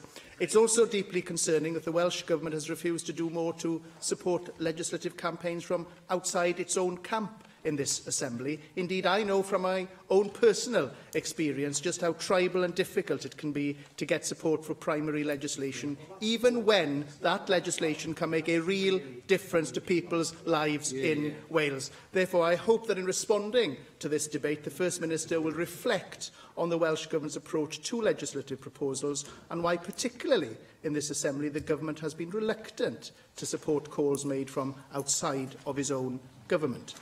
Now, the First Minister has made it clear that the Welsh Government is committed to bringing forward legislation to impose a duty of quality for the NHS in Wales and a duty of candour for health and social care.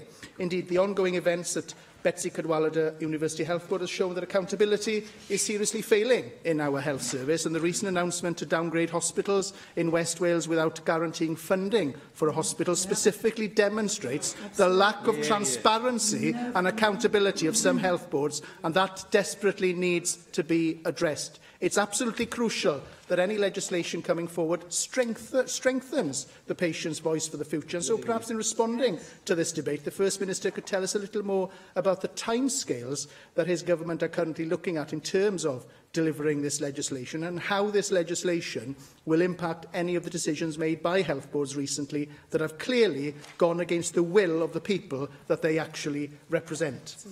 Now, the Prosperity for All annual report indicates that a local government bill will be introduced that will include the reform of local authority electoral arrangements and changes to the governance and performance arrangements for local government, amongst other proposals. The Welsh Government has made it clear that at the heart of this bill is the issue of one of empowerment of local councils, and he knows the views of members on this side of the chamber that creating bigger authorities does not mean that they will be better authorities. Given that the Cabinet Secretary has confirmed that he will be jointly developing solutions with local authorities, I hope that we can now forget the supersized structure that keeps being threatened every few years.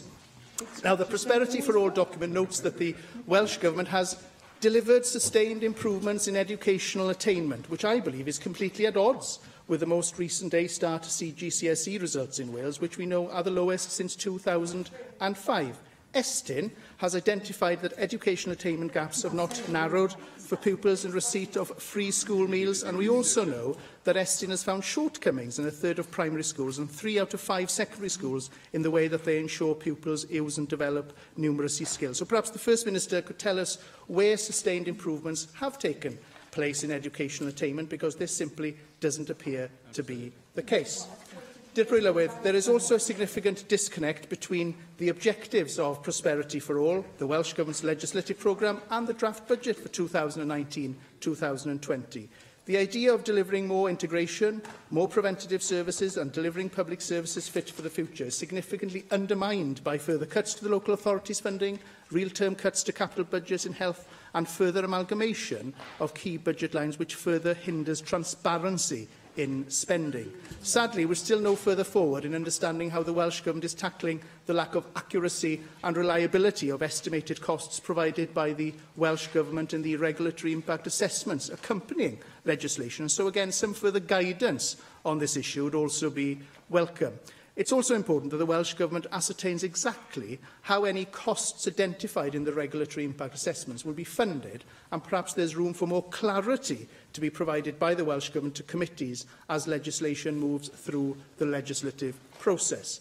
Each year, the Assembly passes more and more legislation, and I believe we're at a point where we need to perhaps be more reflective of the legislation previously passed by giving enough focus on post-legislative scrutiny.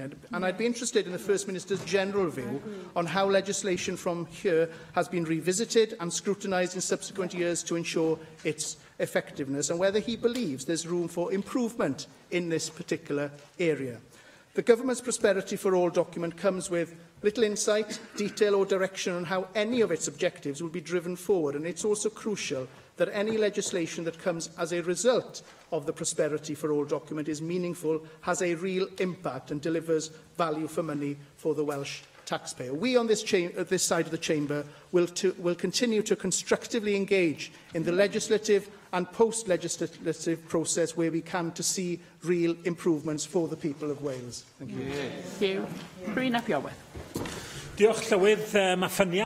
Thank you, Llywydd. Prosperity is an important word. We all want a prosperous Wales, prospering economically, socially. We can talk about prosperity in health and education. I want a Wales that is prospering as a real nation to take its place among the nations of the world. And certainly we can't take that word prosperity for granted and underplay its importance. But I'm afraid I don't see that the Prosperity for All programme put forward by government faces the scale of the challenges facing Wales, and it certainly doesn't show the ambition to respond to those challenges.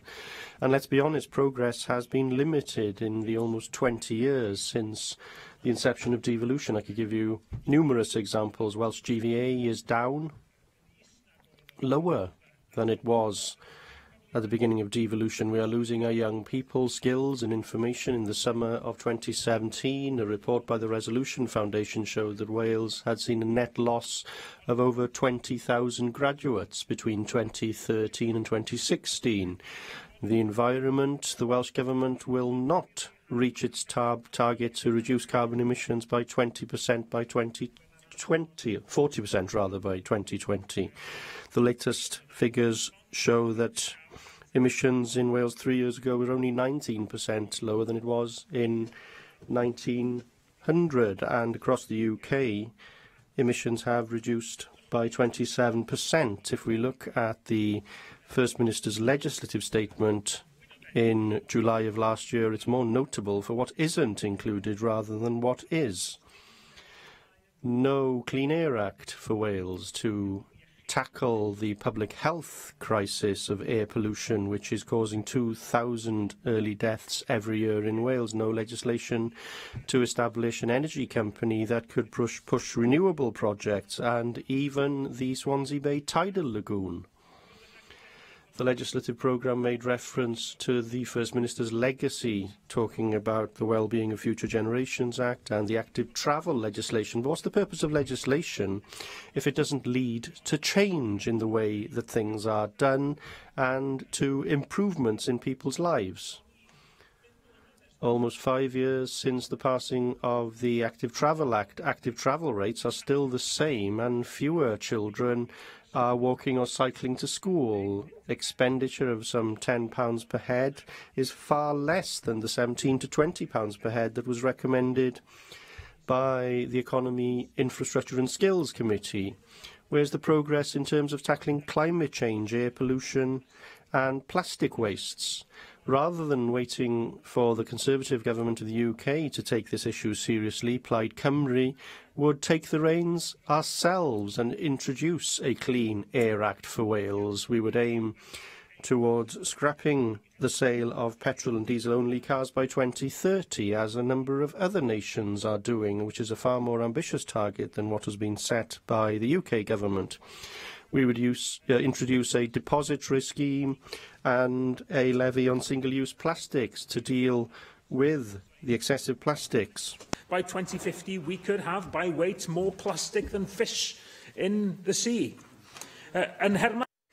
In terms of improving educational outcomes and giving children from all backgrounds the best start in life, the government's free childcare offer will actually worsen the gap in school readiness for children from the most disadvantaged background as compared to the most prosperous.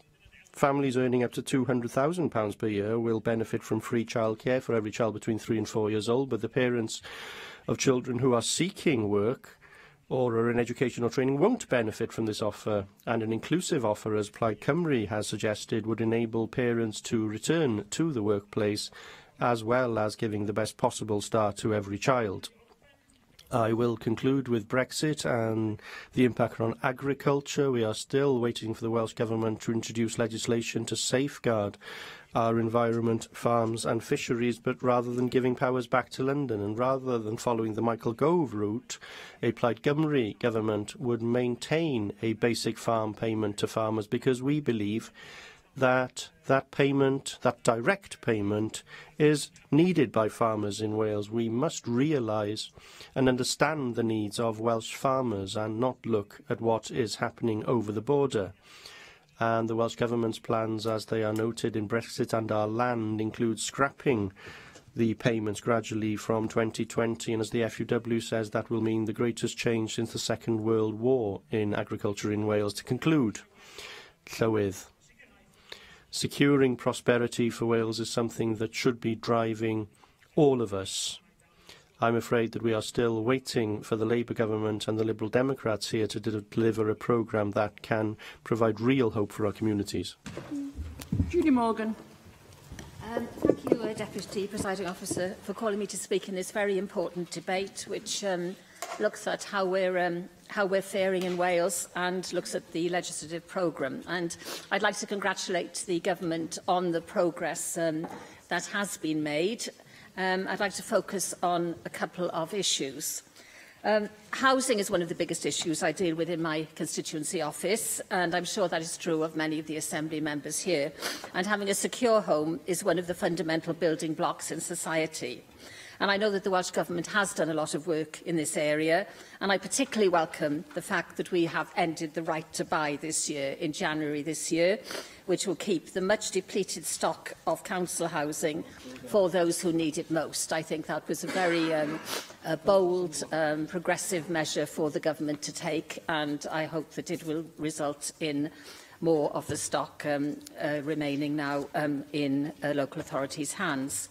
I also welcome the efforts to prevent homelessness, and I note that the annual report says that more than 16,000 households in Wales have successfully been prevented becoming homeless.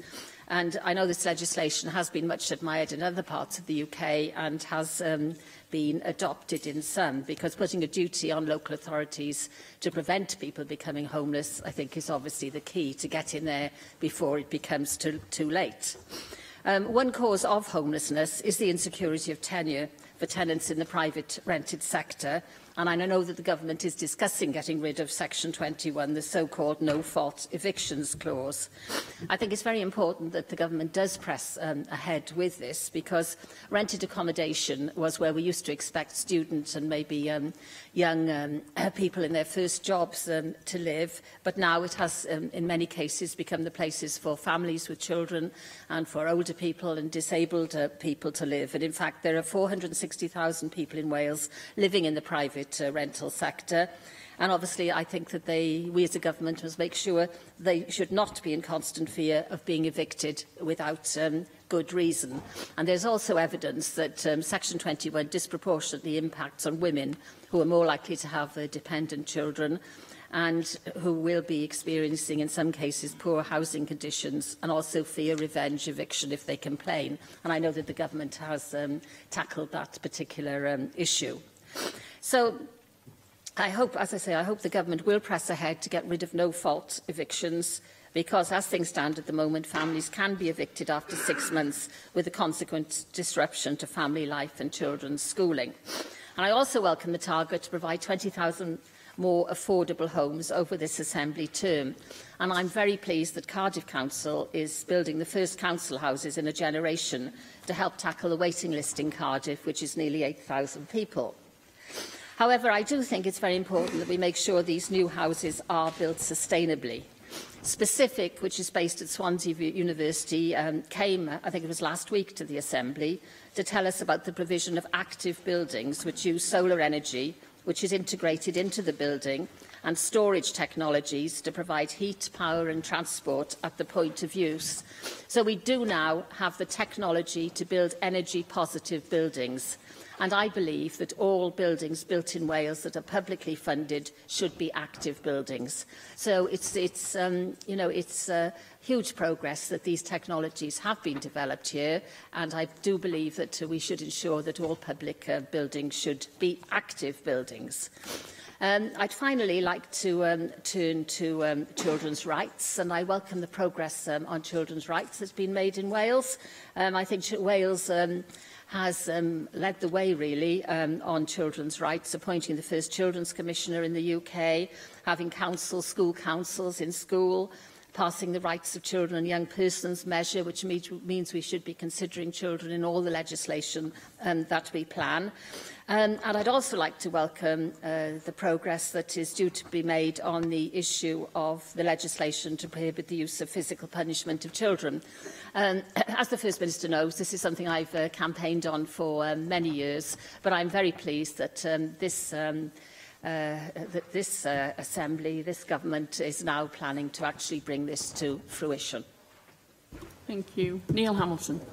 Well, it would be surprising if any government didn't have anything to boast about as a result of 12 years of activity, and I acknowledge that there's been progress on numerous fronts in the course of the last year. Obviously, we all welcome such things as the new treatment fund, the tax cuts which have taken place for small businesses and so on, which are laid out in the foreword to this document, which has a charming photograph of an unhirsute First Minister. But and I certainly would be churlish not to commend the Leader of the House for her efforts in relation to the extending of broadband coverage and so on in Wales. Whatever remains yet to be done, significant progress has been made in the last 12 months. But beyond that, I said last year that Prosperity for All reminded me of a hymn that I used to sing as a boy at Sunday school, Tell Me the Old, Old Story. But this year I think we've moved on, and now it's There is a Green Hill Far, Far Away.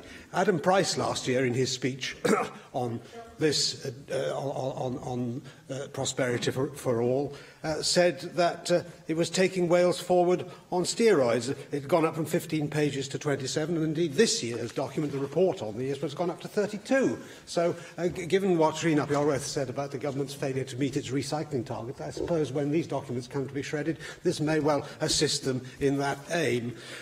But the reality of the background to this document, of course, is that Wales is still at the bottom of the heap in the income tables of the regions of England and the nations of the United Kingdom. And although economic growth has been better in the last 12 months than it has been in recent years, and we are closing the gap on the North East, which is next to the bottom in the table, the progress is painfully slow. A gross value added per head in Wales is still stuck at £19,140 a year, and whereas 20 years ago Northern Ireland was lower than Wales, now it is significantly above. So we've had 20 years of Labour government in Wales, and we've actually gone backwards. Now, I acknowledge at once, of course, that despite devolution, there are many of the levers of economic change which are not within the power and control of the Welsh Government, and those remain with the United Kingdom, not least business taxes, which, unlike some in my party, I'm anxious to see devolved to Wales so that we can change the economic climate in a significant way, which will, if used imaginatively, open the way to the attraction of more industries to Wales and making it easier to do business within Wales and to produce in Wales. And that, of course, is not fully available to the Welsh Government at the moment. But the mood of pessimism which the Welsh Government continually pours out, particularly in relation to Brexit, is certainly not calculated to inspire confidence in investors. Although we have had success stories, of course, like Aston Martin. I think the Qatar Airways decision to come to Cardiff is going to be a potentially massive boost to Wales, and I acknowledge the role the First Minister played in that respect as well. But nevertheless, it's, in general, I think, a story not so much of success, but as failure.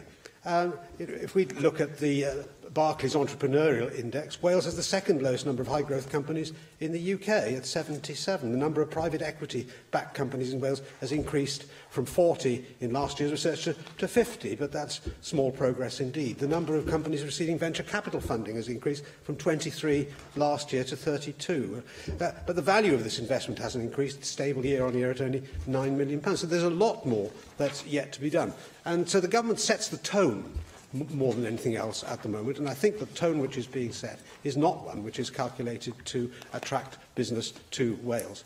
I just want to say one more thing in the short time available to me. The government has added decarbonisation to its list of desirable objectives. But what's happening in China and India is the opposite. They are putting development before decarbonisation, and they are not accepting any limits on carbon emissions because they put economic growth at the top of the table. Now, Wales is the poor relation within the United Kingdom. We should, I think, take the same attitude towards this as countries which, admittedly, are way down the scale, income scale in world terms, but have made massive progress in recent years in improving the lives, the material lives of their people. Wales is responsible for 0.06% of carbon dioxide emissions. Carbon dioxide is not a pollutant. Rina Garrett was talking about an act to improve air quality. I'm totally in favour of that, but carbon dioxide is not a pollutant like sulphur dioxide or nitrogen dioxide. So I think what we need to do, instead of piling costs upon industry which are unnecessary and exporting jobs as a result and exporting industry, we should put economic growth at the top of our agenda.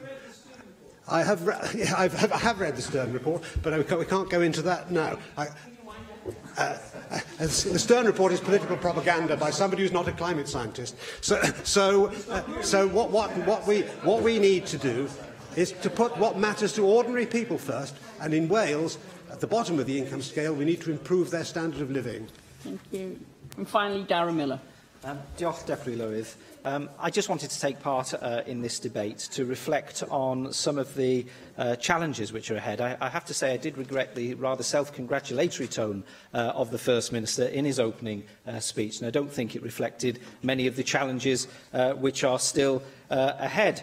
We know, for example, that performance of our education system is lacking behind other parts of the UK. That's, of course, partly responsible that's partly due to the significant spending gap per pupil between England and Wales, which we've debated and discussed many times. It doesn't matter which organisation you look to, everyone says that there's a funding gap and the outcomes are actually worse. We also, of course, don't have a service pupil premium for those children whose parents are in the armed forces here in Wales, which they do in other parts of the UK, and as a result of that, the challenges that service children have to face as a result of the difficulty sometimes being posted to different places in the UK with their parents has an impact, and we can't overcome that.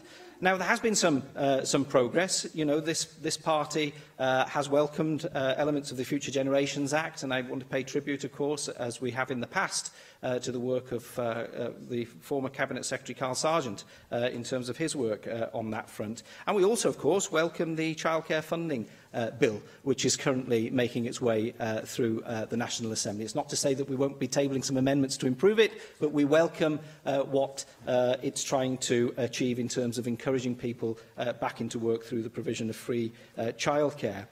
But what this party will always stand against is a smacking ban which is not popular in the country at large, which no one has been clamouring on the doorsteps to ask us to put through in terms of legislation. We've got many bigger things to do in terms of the challenges that our country has to face. And so I urge you, First Minister, to consider the growing evidence that there is out there about opposition to this sort of approach here in Wales. You know, a ComRes poll back in 2017 suggested that 76% of people in Wales do not think that parental smacking of children should be a criminal offence, yet that's precisely, effectively, what is going to happen as a result of the legislation that you are bringing forward. 70% of those questions were concerned that a smacking ban might flood police and social workers with relatively trivial cases, which mean that they will struggle to stop the serious abusers of children. 77% think that it should be the role of parents and guardians to decide whether or not to smack their children, not the state. 68% of those surveyed said that it's sometimes necessary to smack a naughty child, and 85%, of course, of adults across the country were smacked by their parents or guardians as a form of discipline. The current law is working. It safeguards against abuse, and the defence of reasonable chastisement isn't one which is being used in the courts system. The CPS said that across England and Wales between 2009 and 2017 there were just 3 cases reported to them where the defence of reasonable chastisement was actually used. All of those cases, all 3 of them, emanated from England. There wasn't a single one in Wales, and it suggests to me that the system is therefore proportionate and it is working. Now, as far as I'm concerned, there are many more important things that you ought to be focusing on in terms of opportunities for children and young people, in particular the disgraceful state, I have to say, of the Welsh education system after being run by your party for the best part of 20 years. That's what you need to be getting to grips with, not legislating for something which most parents don't want you to legislate on, which most members of the public don't want you to legislate on either. It will result in many decent, loving parents being criminalised by a system, and the system being absorbed with all their time in focusing their energy on trivial things when the serious abuse that does take place in this country needs to be the focus of social workers and needs to be the focus of the police and the Crown Prosecution Service. Can I now call the First Minister to reply to the debate? Thank you, Dyfrwy Lywydd, and can I thank members for their contributions. I listened first to what the Leader of the Opposition had to say, and he went through issues where he had criticism of what the government has done, and that, of course, this is right, as Leader of the Opposition. But not once did I hear any suggestion of what a Conservative Assembly administration would do. There's no alternative programme for government. There's no, well, you're doing this, but we would do this. There's no suggestion of, yeah, of course, go on. We set out a legislative programme in our manifesto before the last Assembly elections. And in addition to that, of course, my colleague Paul Davies, the Leader of the Opposition, is bringing forward legislation on autism, which your party is opposing. Well, indeed, in our manifesto, we had a commitment to removing the defence of reasonable chastisement, which we intend to keep to. But no indication of what a programme for government of a Conservative administration of the Assembly would look like, which is disappointing. In terms of legislation outside this chamber, there's no tribalism involved. We don't see it in that way. But there is a serious issue in terms of capacity, if I'm honest with you.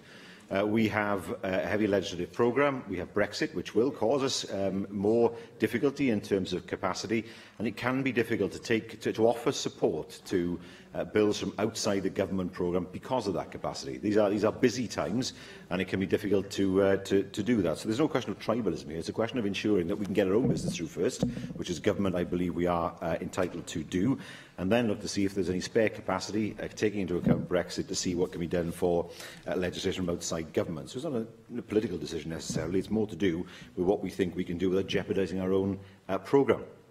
When it comes to health, well, in terms of the bill itself, there's a white paper that the member will know has been published. He will know that we are putting more resources into health again, as we've done year after year, because we know that health is an area that people will judge us on when it comes to how we perform as a government.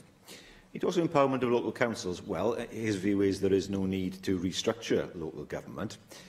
There is a need, definitely, to ensure local government works together, because he cannot surely suggest that the structure of local government in Wales has been marvellous for years. We had 6 local authorities and special measures for education. We had 1 local authority that had completely collapsed to the extent that we had to take it over. His own local authority had real problems in terms of the then chief executive and in terms of its delivery.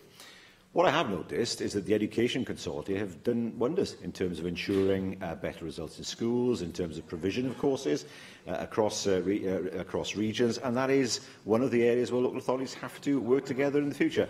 Regional planning is another. My colleague Hevin David, he has made this point many, many times. You cannot, if you're a planning authority, just simply plan for within your own area. You have to work with other local authorities in order to ensure that there is a proper regional plan to deal with housing need. And, of course, we know that we have provided more support for local government than would be the case in England. It's not to say they've got more money. We know there have been cuts in local government, but it's been far worse in England. And even talk now of the RSG disappearing in England. Well, that is a recipe for rich areas to get richer and for poor areas to get poorer. So we will work with our local government colleagues to help them through the difficult times that they've had. No question about that. And there are difficult times certainly ahead. When it comes to GCSE results, well, I'd remind you, of course, that we introduced this year a more difficult and more rigorous process when it came to GCSEs, making sure that young people tried the exam at the time that was right for them, not right for the school. We've made sure that more and more pupils, for example, are taking a double science GCSE rather than the BTEC. And all this we thought would have a significant effect on results that would push results downwards this year, but that's not what's happened. So even though more rigour has been introduced to the system, we have seen results at the very least stay steady. In terms of post-legislative scrutiny, well, in some ways that's a matter for the Assembly and its committees, but as a government, of course, we understand the need to review legislation, and of course we work with the Law Commission to take forward that process to see how we can further improve Welsh law in the future. Am I over time, to below with? You did take an intervention. I shall be very quickly.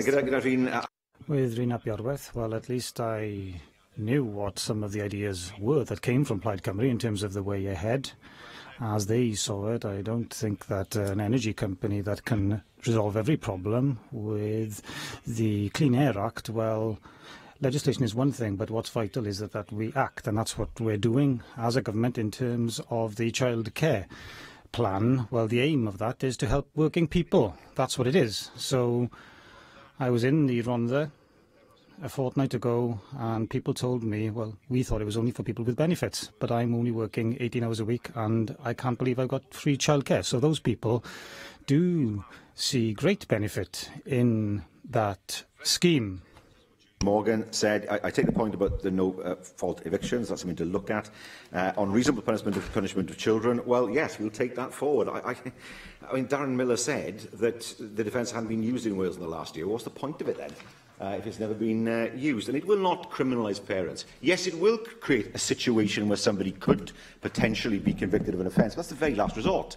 I know that the Minister is working with the police, with the CPS and other agencies to make sure that the first port of call is not prosecution. It doesn't happen with other offences of this type, so why should it be for this one? The intention is not to criminalise people at the drop of a hat. It's to help people at the beginning, and if things are not resolved, then ultimately there is the possibility of prosecution. That certainly isn't the way that the police or the CPS or indeed ourselves would see it.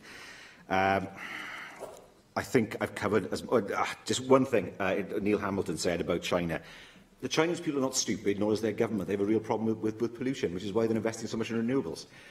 They are under pressure from their own people because of the air quality, the horrific air quality that they have in some parts of China, and they are very much aware of the work that they need to do in order to clean up their own act. And that's something the Chinese are moving forward and are developing the technology to do it, even as Britain has gone backwards in terms of developing that technology. Carbon dioxide, it's poisonous. It's a greenhouse gas, that's established. The vast weight of evidence says that, but unfortunately he relies on one or two people who disagree. And I know from previous experience, my previous job, you'll always find one person who is an expert who will have a different view to everybody else. You have to look at the weight of evidence. The weight of evidence is clear. Climate change is happening. Human beings are affecting it. It's something we need to do something about across the world. I'm sorry I've rushed, but my time is up. Forgive me, Deputy President. Thank you very much. The proposal is to agree the Amendment 1. Does any member object? Thank you. Be a bit faster than that, I'm afraid. Therefore, we defer voting under this item until voting time. Item 7. Good job we've got some time, isn't it? Item 7 is a debate on the Wales Governance Centre report, Imprisonment in Wales, a fact file. And I call on the Cabinet Secretary for Local Government and Public Services, Alan Davis. Thank you very much, Deputy Presiding Officer. Members will be aware that on the 5th of June this year, the Wales Governance Centre published Imprisonment in Wales, a fact file, which highlights Wales-specific data across the prison system. Can I state at the outset that I am very grateful to the Wales Governance Centre and to Dr Robert Jones for this work. We recognise that it is a snapshot rather than an in-depth analysis, but it also tells us a great deal about the prison service and about the way it serves people across Wales. We also know that this report is a very timely report. We have seen all too often over recent months the controversies over safety and performance. I was listening this morning to news that the Ministry of Justice and the Home Office are allowing pepper spray to be used in our prisons, not possibly the best way to respond to some of the difficulties being faced on the prison estate, either in Wales or elsewhere. But the report also does highlight the importance of having Welsh-only data in understanding the impact of justice policy and practice on people in this country. Because all too often, when we look at the justice system, we look at it not on a UK basis, which Darren Miller seeks to make the point in his amendment, because it isn't a UK system, it is an England and Wales system. And whilst we are happy to note the existence of the UK government's policy, it would be wrong and improper, I think, for us to seek to imply that there is a UK solution to this. And one of the things that I've found in fulfilling this role over the last year is that devolution matures, which means we face new questions, new challenges, and a new understanding of how devolved and reserved matters interact with each other. And I hope that in justice policy we are beginning to see some of that understanding. Some of the key findings of the report include that prisons in Wales are performing less well than prisons in England on a range of safety measures. Since 2010, the number of recorded self-harm incidents and prisoners' assaults in Wales has increased at a higher rate than prisons in England. Despite an increase in prison capacity in Wales, in 2017, nearly 40% of all Welsh prisoners were being held in English prisons. In a large number of cases, Welsh prisoners are placed in establishments far from home. Welsh prisoners were held in 118 different prisons in 2017. Deputy Presiding Officer, I know from my own constituency, this report describes there are 52 prisoners being held from Blaenau Gwent, and those 52 prisoners are being held in 20 prisons, not simply in Wales or local to Wales in the southwest of England, but in prisons across the whole of England, in northern England, northeast England and northwest England as well. Now, there may well occasionally be reasons why people are placed in a particular facility, but this is not about individuals. This is about a system that isn't working for people across Wales. Much of the data we've seen published in June makes for unhappy reading. But nowhere is that more true than when we describe the place of women in the system. The number of Welsh women handed immediate custodial sentences has increased by almost a fifth since 2011. The majority are sentenced to immediate custody and convicted of non-violent offences. 3/4 of all Welsh women receiving immediate custodial sentences in 2016 were given sentences of less than 6 months. The number of Welsh children has fallen by 72% since 2010. However, a large number of them are being held in establishments across the border in England. So this, in whole, is not a picture that many of us will want to reflect, will want to see. We recognise that much of the reasons for this is historic. We recognise that we do not have the secure estate that we would require in Wales. And this is why rejecting Amendment 2 in the name of Darren Millar is actually very, very important. If we look at the prison estate, at the secure estate that we have inherited, this is not a secure estate that is designed for the needs of people in Wales. Up until a couple of years ago, up to 18 months ago, we had no secure accommodation anywhere beyond the M4 corridor. We didn't have any secure facilities serving North Wales at all. Is that what the people of North Wales want from the service? And then when we do see a prison opened in Wrexham, it is opened with a capacity far, far beyond that which is required in the region. Not there to serve Wales's needs, not there to serve the communities of North Wales, not there to serve the interests and the needs of the people that we represent here in this chamber. Of course. Very grateful for you taking the intervention. I mean, the Welsh Government supported the establishment of HMP Berwyn in Wrexham, so I'm astonished to find you now criticising the significant investment and the skilled jobs which have been brought to North East Wales as a result of the UK Government's decision. I'm talking about a system and a structure of secure estate, and I'm asking the question, does that serve Wales's interests? And I think you would be very hard-pressed to find the answer yes in examining that. And if you do look at the secure estate we have here in South Wales along the M4 corridor, I want to see significant investment in that secure estate. If you walk into either Swansea or Cardiff, you will see conditions which I do not believe we want to see in this country today. I believe that we should be investing in a secure estate that respects human beings, that respects the need to hold people in custody, but also has a very clear focus on the community and on rehabilitation. I hope that all sides of this chamber will agree that what we need is a secure estate in Wales which is modern, which is up to date, which serves the needs of the community as a whole.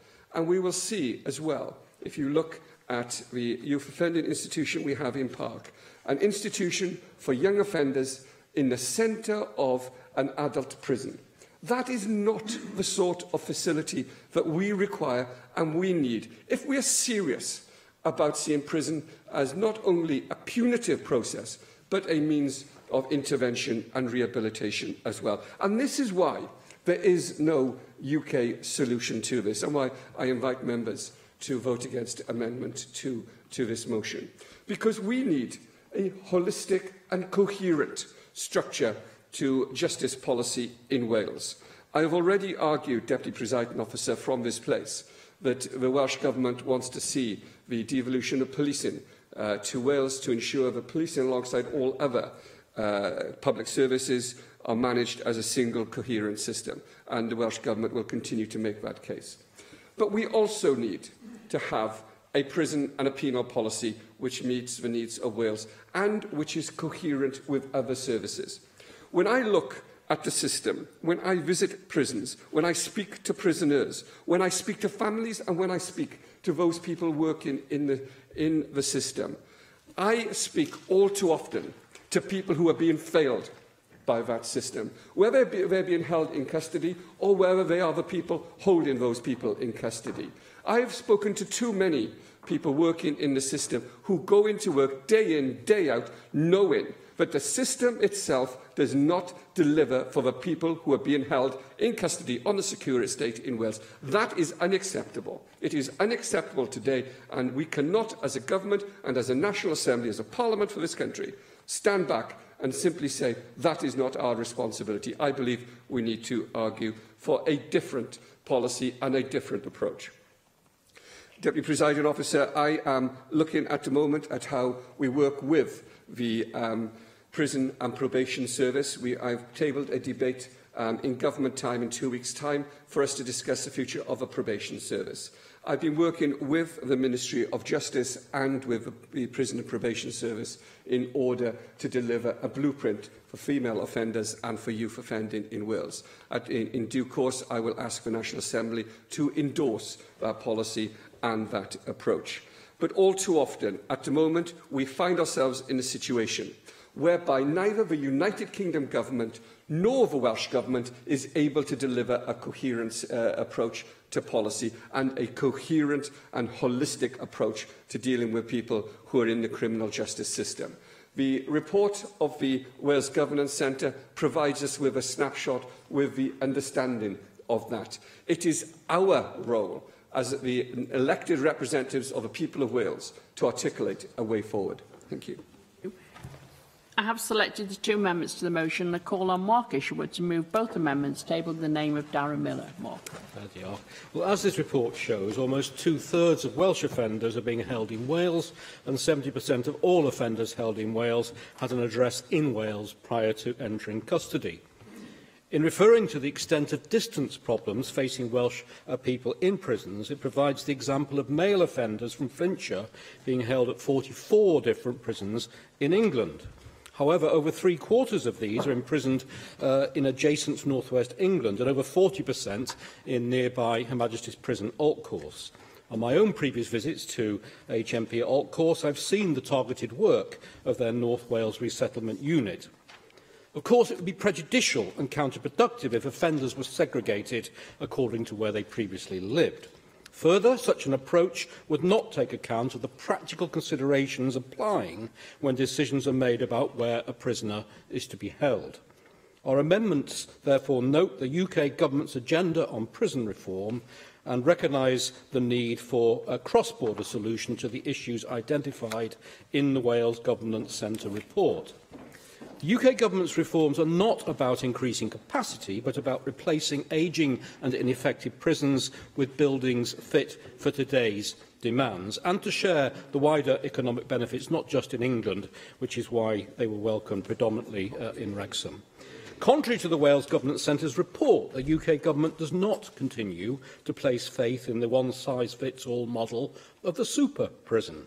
For example, Berwyn Prison in Wrexham, a training and resettlement prison, is divided into 3 houses, each divided into 8 communities, plus a small care and support unit. In terms of distance travelled, HMP Berwyn is 152 miles from Pembroke, 140 from Cardiff, 81 from Aberystwyth, 77 from Carnarvon, 70 from Birmingham, 54 from Manchester, 40 from Liverpool and 13 from Chester. Following his recent visit to Berwyn, Labour's Wrexham MP Ian Lucas stated that he was, quote, very pleased that there were constructive signs for the future. He reported that the constructive work taking place in the prison had included offenders working on different projects, such as conducting phone surveys and, quote, other meaningful work, which he said can only help in providing training for jobs when sentences end. He added that he was delighted that the kitchen service had been helping in the community with voluntary projects, and that particularly outstanding was the garden work.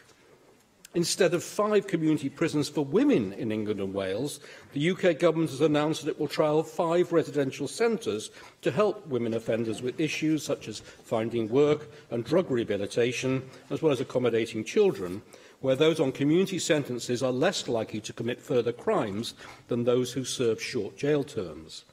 As the Executive Director of HM Prisons and Probation Service for Wales told the Welsh Affairs Select Committee last month, we do not have the provision in Wales to deal with lots of different things. For example, we do not have anywhere to put high-security offenders or anywhere to house terrorists. She added, we have a system in England and Wales that is not designed solely on the basis of geographical location. It is also designed, she said, on the basis of the needs of the prisoner, and they can be geographically dispersed. You have to weigh what the regime, the provision and the intervention are that you want to give the individual versus closeness to home. You cannot, she said, compare all prisons to all prisons. You have to do prisons in comparator groups. Both Swansea and Cardiff are performing better than their comparator groups against safety and order. On self-harm and violence, both Swansea and Cardiff are performing better. Usk and Prescoed have some of the best levels of performance in their systems, she said.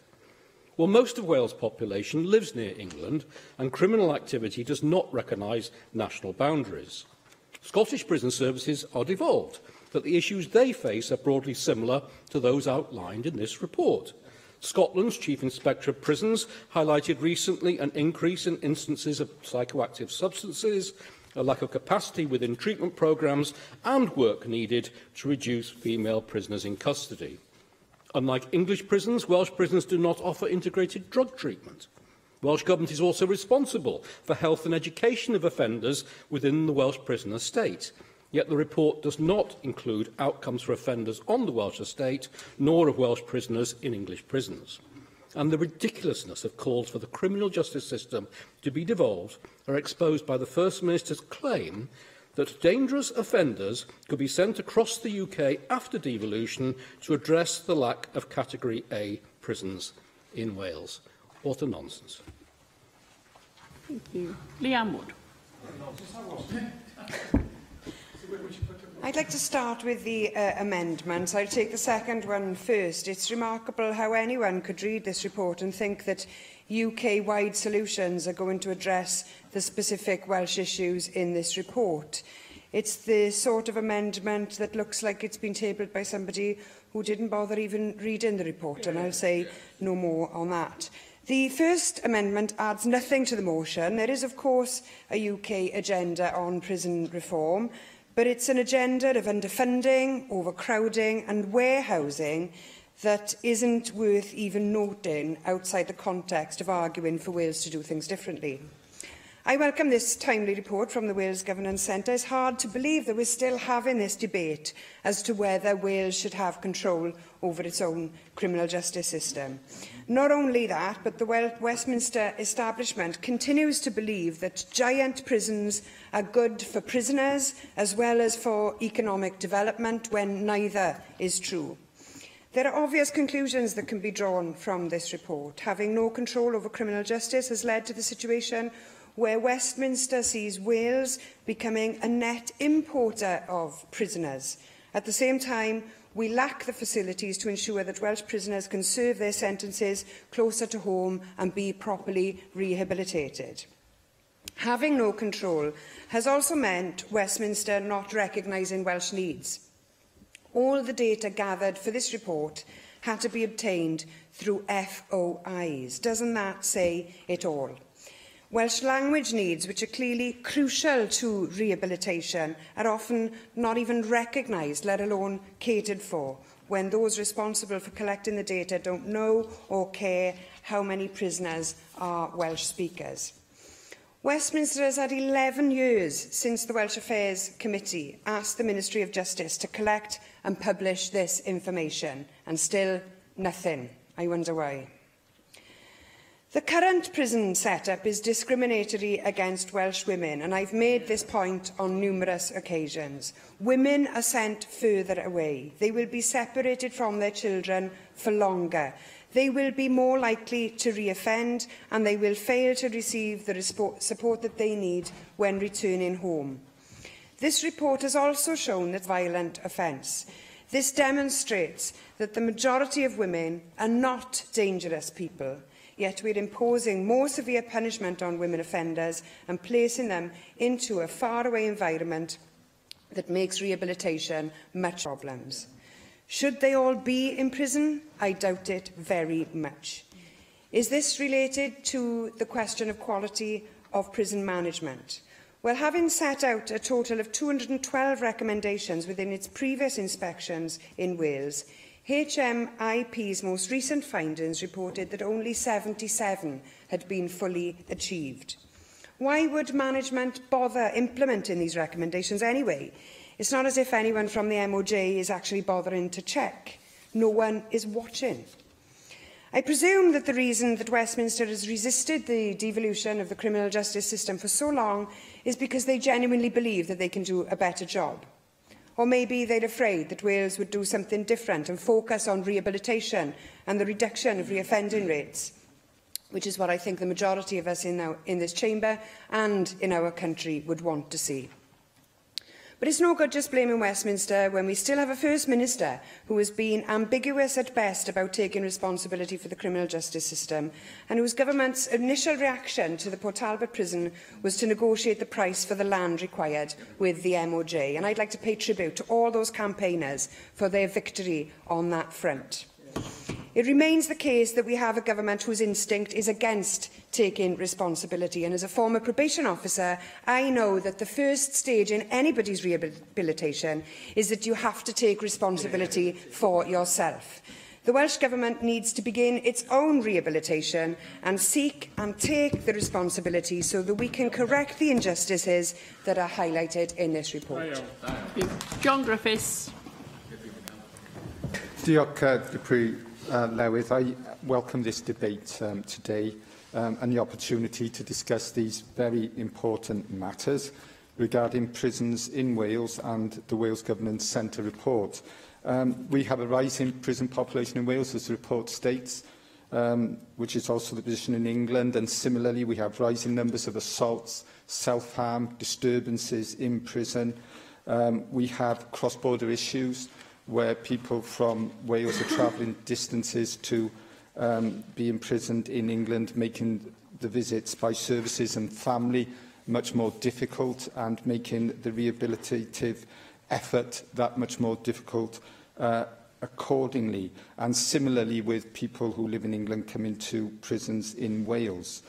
So with that sort of background and those sorts of problems, I very much welcome the Welsh Government's Commission on Justice in Wales and the consideration of a distinctive approach to penal policy, which Welsh Government has stated it wants to consider very carefully and hopefully take forward.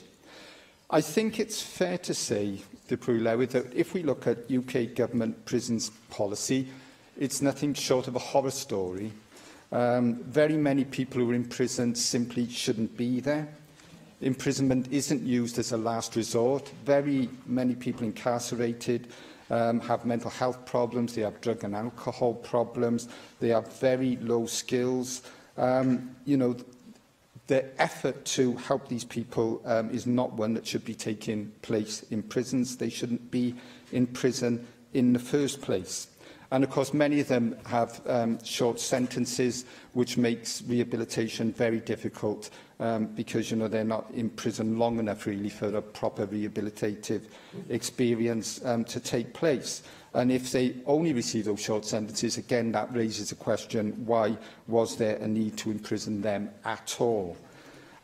So, given the understaffing that's also an issue and the overcrowding, we know that meaningful rehabilitation in prison is just not taking place on the scale or to the degree that's necessary.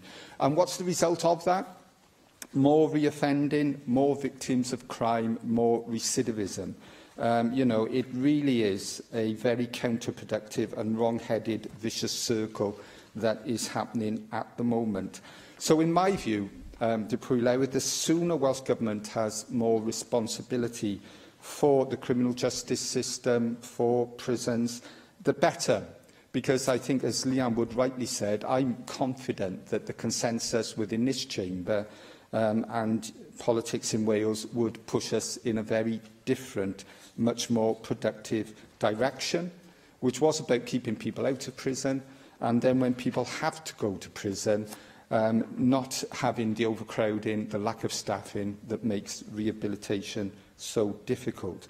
So we could have a system when people have to go to prison where they're properly rehabilitated, and when they're then released, they do not commit further crimes to the scale that currently happens.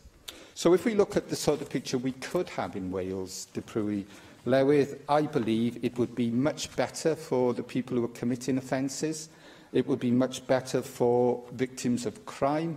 and it would be much better for our communities and society generally, because we would have proper humane conditions and proper rehabilitation in our prisons.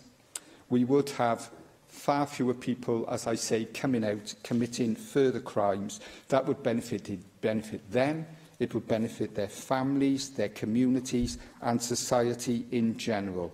So, if we look at matters in the round, I think most people in this chamber, would come to the view that the sooner we get Welsh Government in charge of these matters and this chamber determining scrutiny and policy, the better. Thank you. Gareth Bennett. Thank you, Deputy Presiding Officer, and thanks to the Minister for bringing today's debate. And I think there's been very interesting contributions from everyone so far. I agree with the Minister that we do need a rehabilitative system as well as a punitive system, and I look forward to reading his blueprint for female and youth offenders. And hopefully that will take the debate forward and we can look at things in a little bit more detail. I'm not convinced, though, that we can't address the problems in the criminal justice system on a UK-wide basis. Mark Isherwood did raise the issue that there are similar problems in the Scottish Prison Service where the issue is devolved. So I think we do need to bear that in mind. Where I do disagree with the Conservatives in terms of what they are doing on a UK-wide basis is over the privatisation of the prison service. There's no real evidence that we've seen that supports the view that private prisons are run any better than those run by the prison service. In fact, the evidence tends to suggest the opposite. So in UKIP, we certainly aren't in favour of any system of moving towards more private prisons.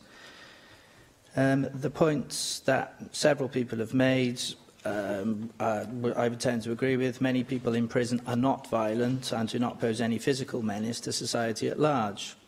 So we can agree that efforts should be made to rehabilitate those offenders who can be rehabilitated, as the cost to society as a whole may well be reduced if there is some form of relatively early intervention in the lives of these people.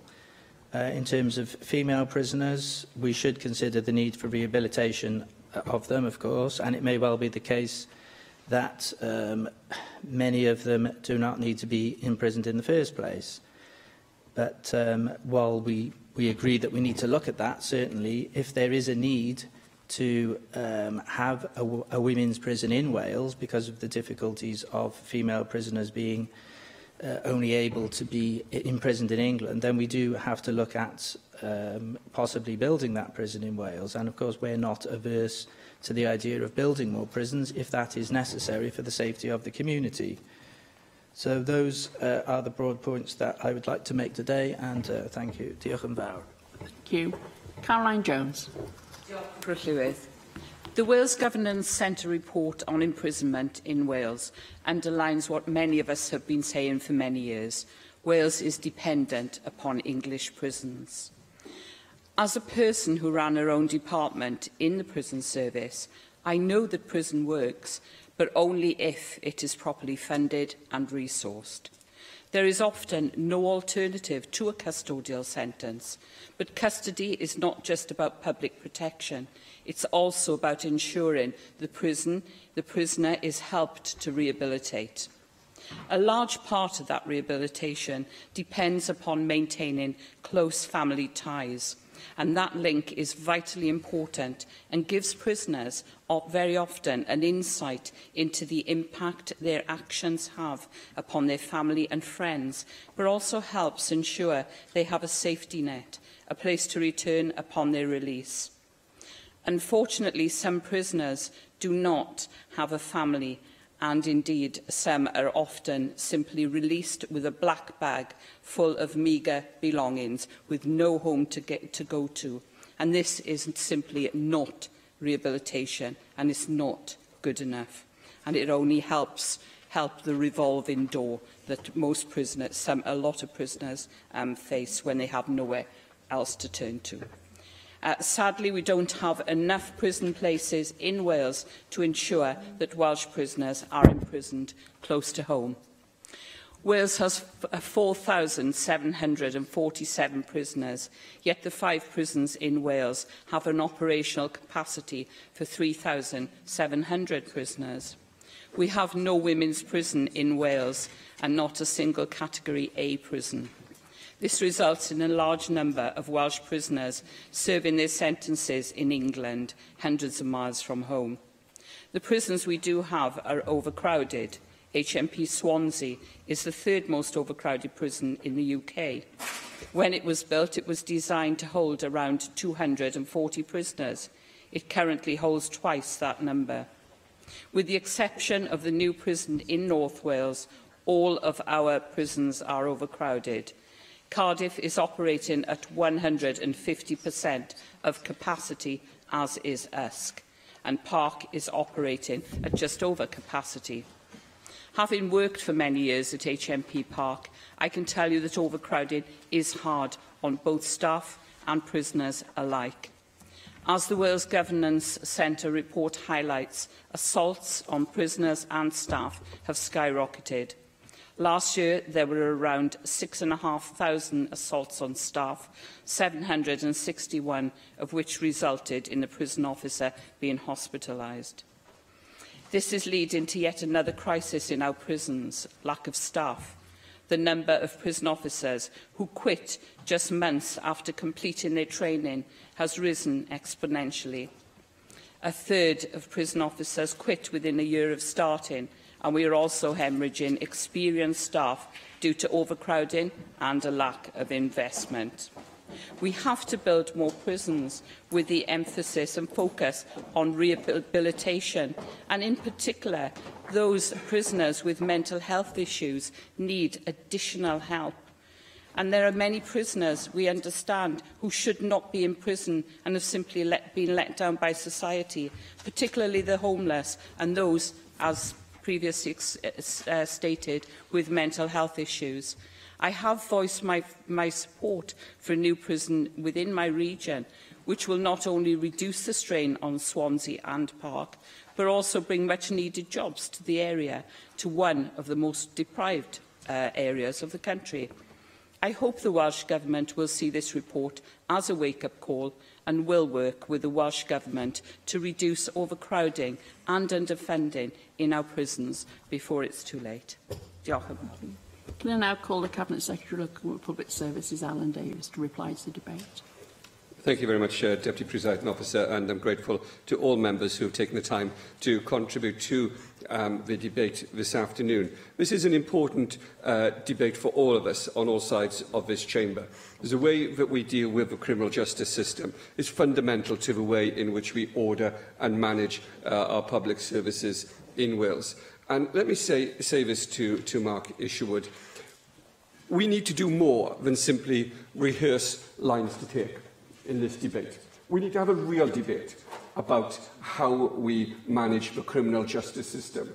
And that means a debate about how we provide health services in the secure estate, how we deliver education on the secure estate, how we ensure that there are in place the sorts of policies and approaches that can deal with issues like substance abuse issues that you've raised, Mark, and also some of the issues of mental health that Leanne Wood raised in her contribution.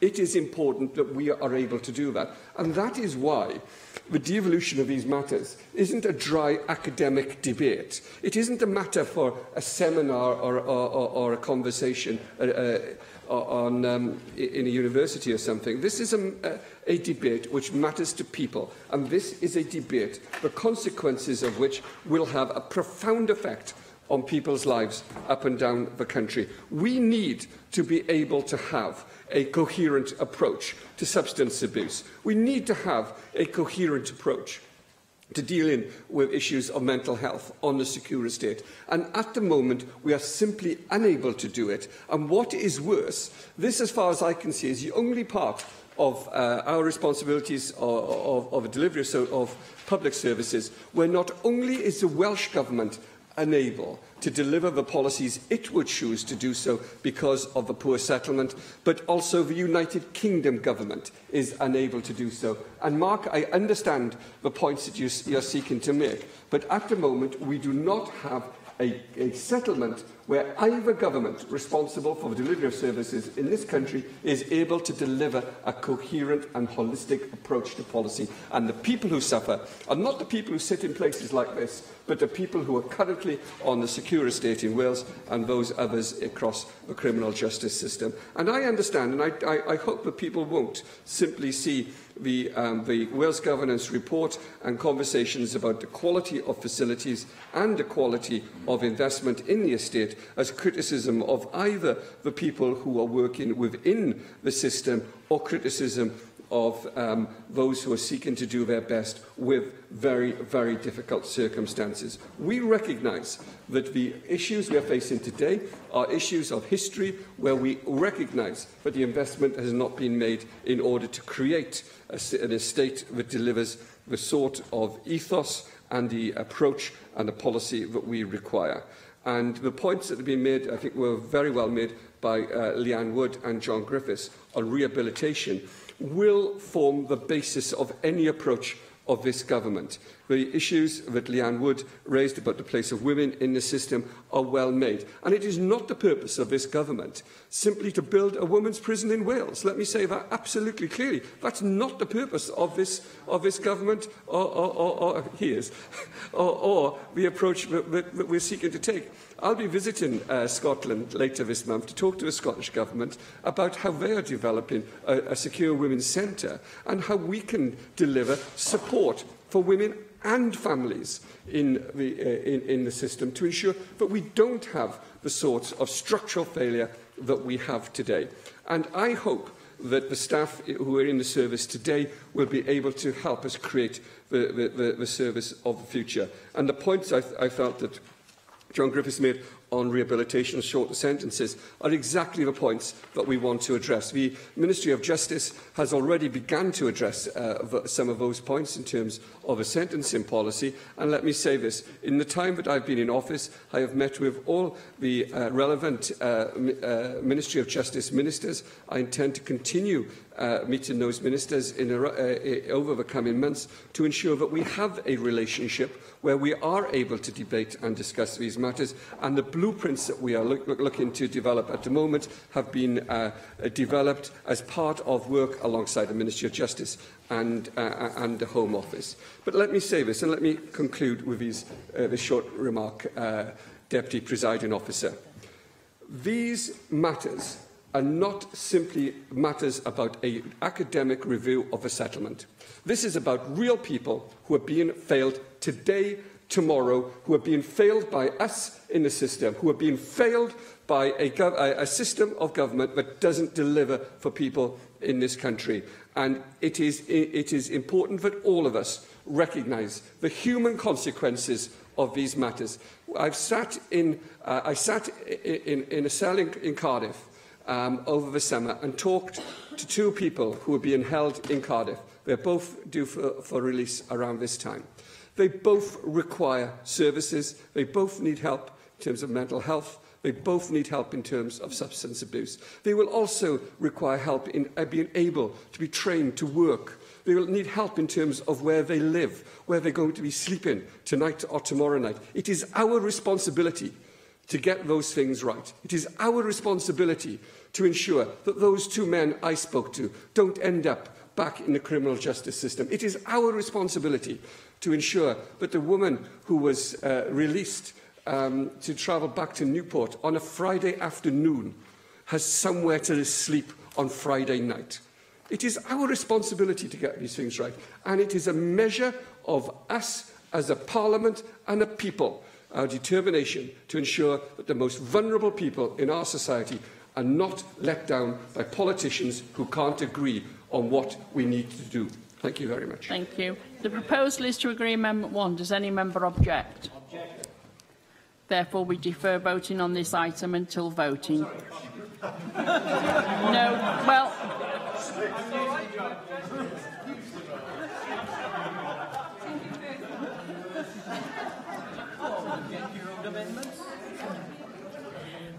We'll defer voting on this item until voting time. We have reached voting time, so unless 3 members wish for the bell to be rung, then I will proceed to voting time. Everybody happy? Fine, okay then. So we move to the debate, the Prosperity for All annual report and the legislative programme, and I call for a vote on Amendment 1, tabled in the name of Darren Miller. Might give you a clue. So we're voting on Amendment 1. Open the vote.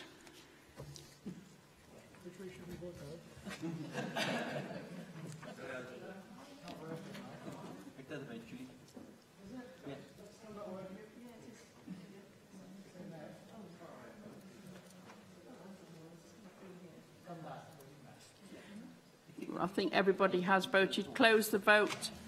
For the Amendment 17, no abstentions, 28 against. Therefore, Amendment 1 is not agreed. We now call for a vote on the motion on the motion tabled in the name of Julie James. Open the vote.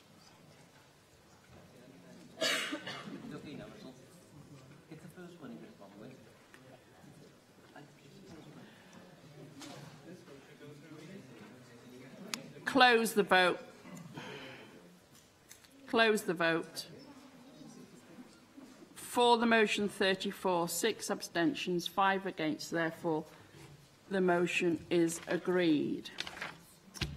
We now move to the Wales Governance Centre report, Imprisonment in Wales, the fact file, and I call for a vote on Amendment 1, tabled in the name of Darren Miller. Open the vote.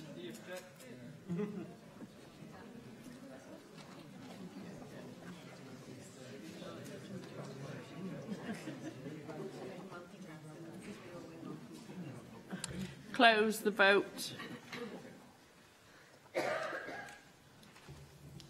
For Amendment 1, 38. No abstentions, 7 against. Therefore, Amendment 1 is agreed. Call for a vote on Amendment 2, tabled in the name of Darren Miller. Open the vote.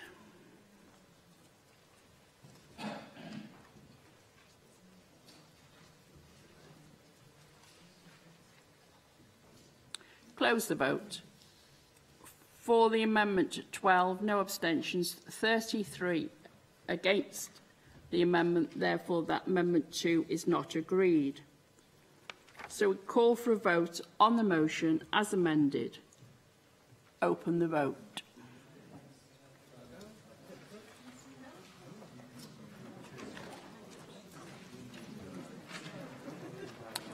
Close the vote.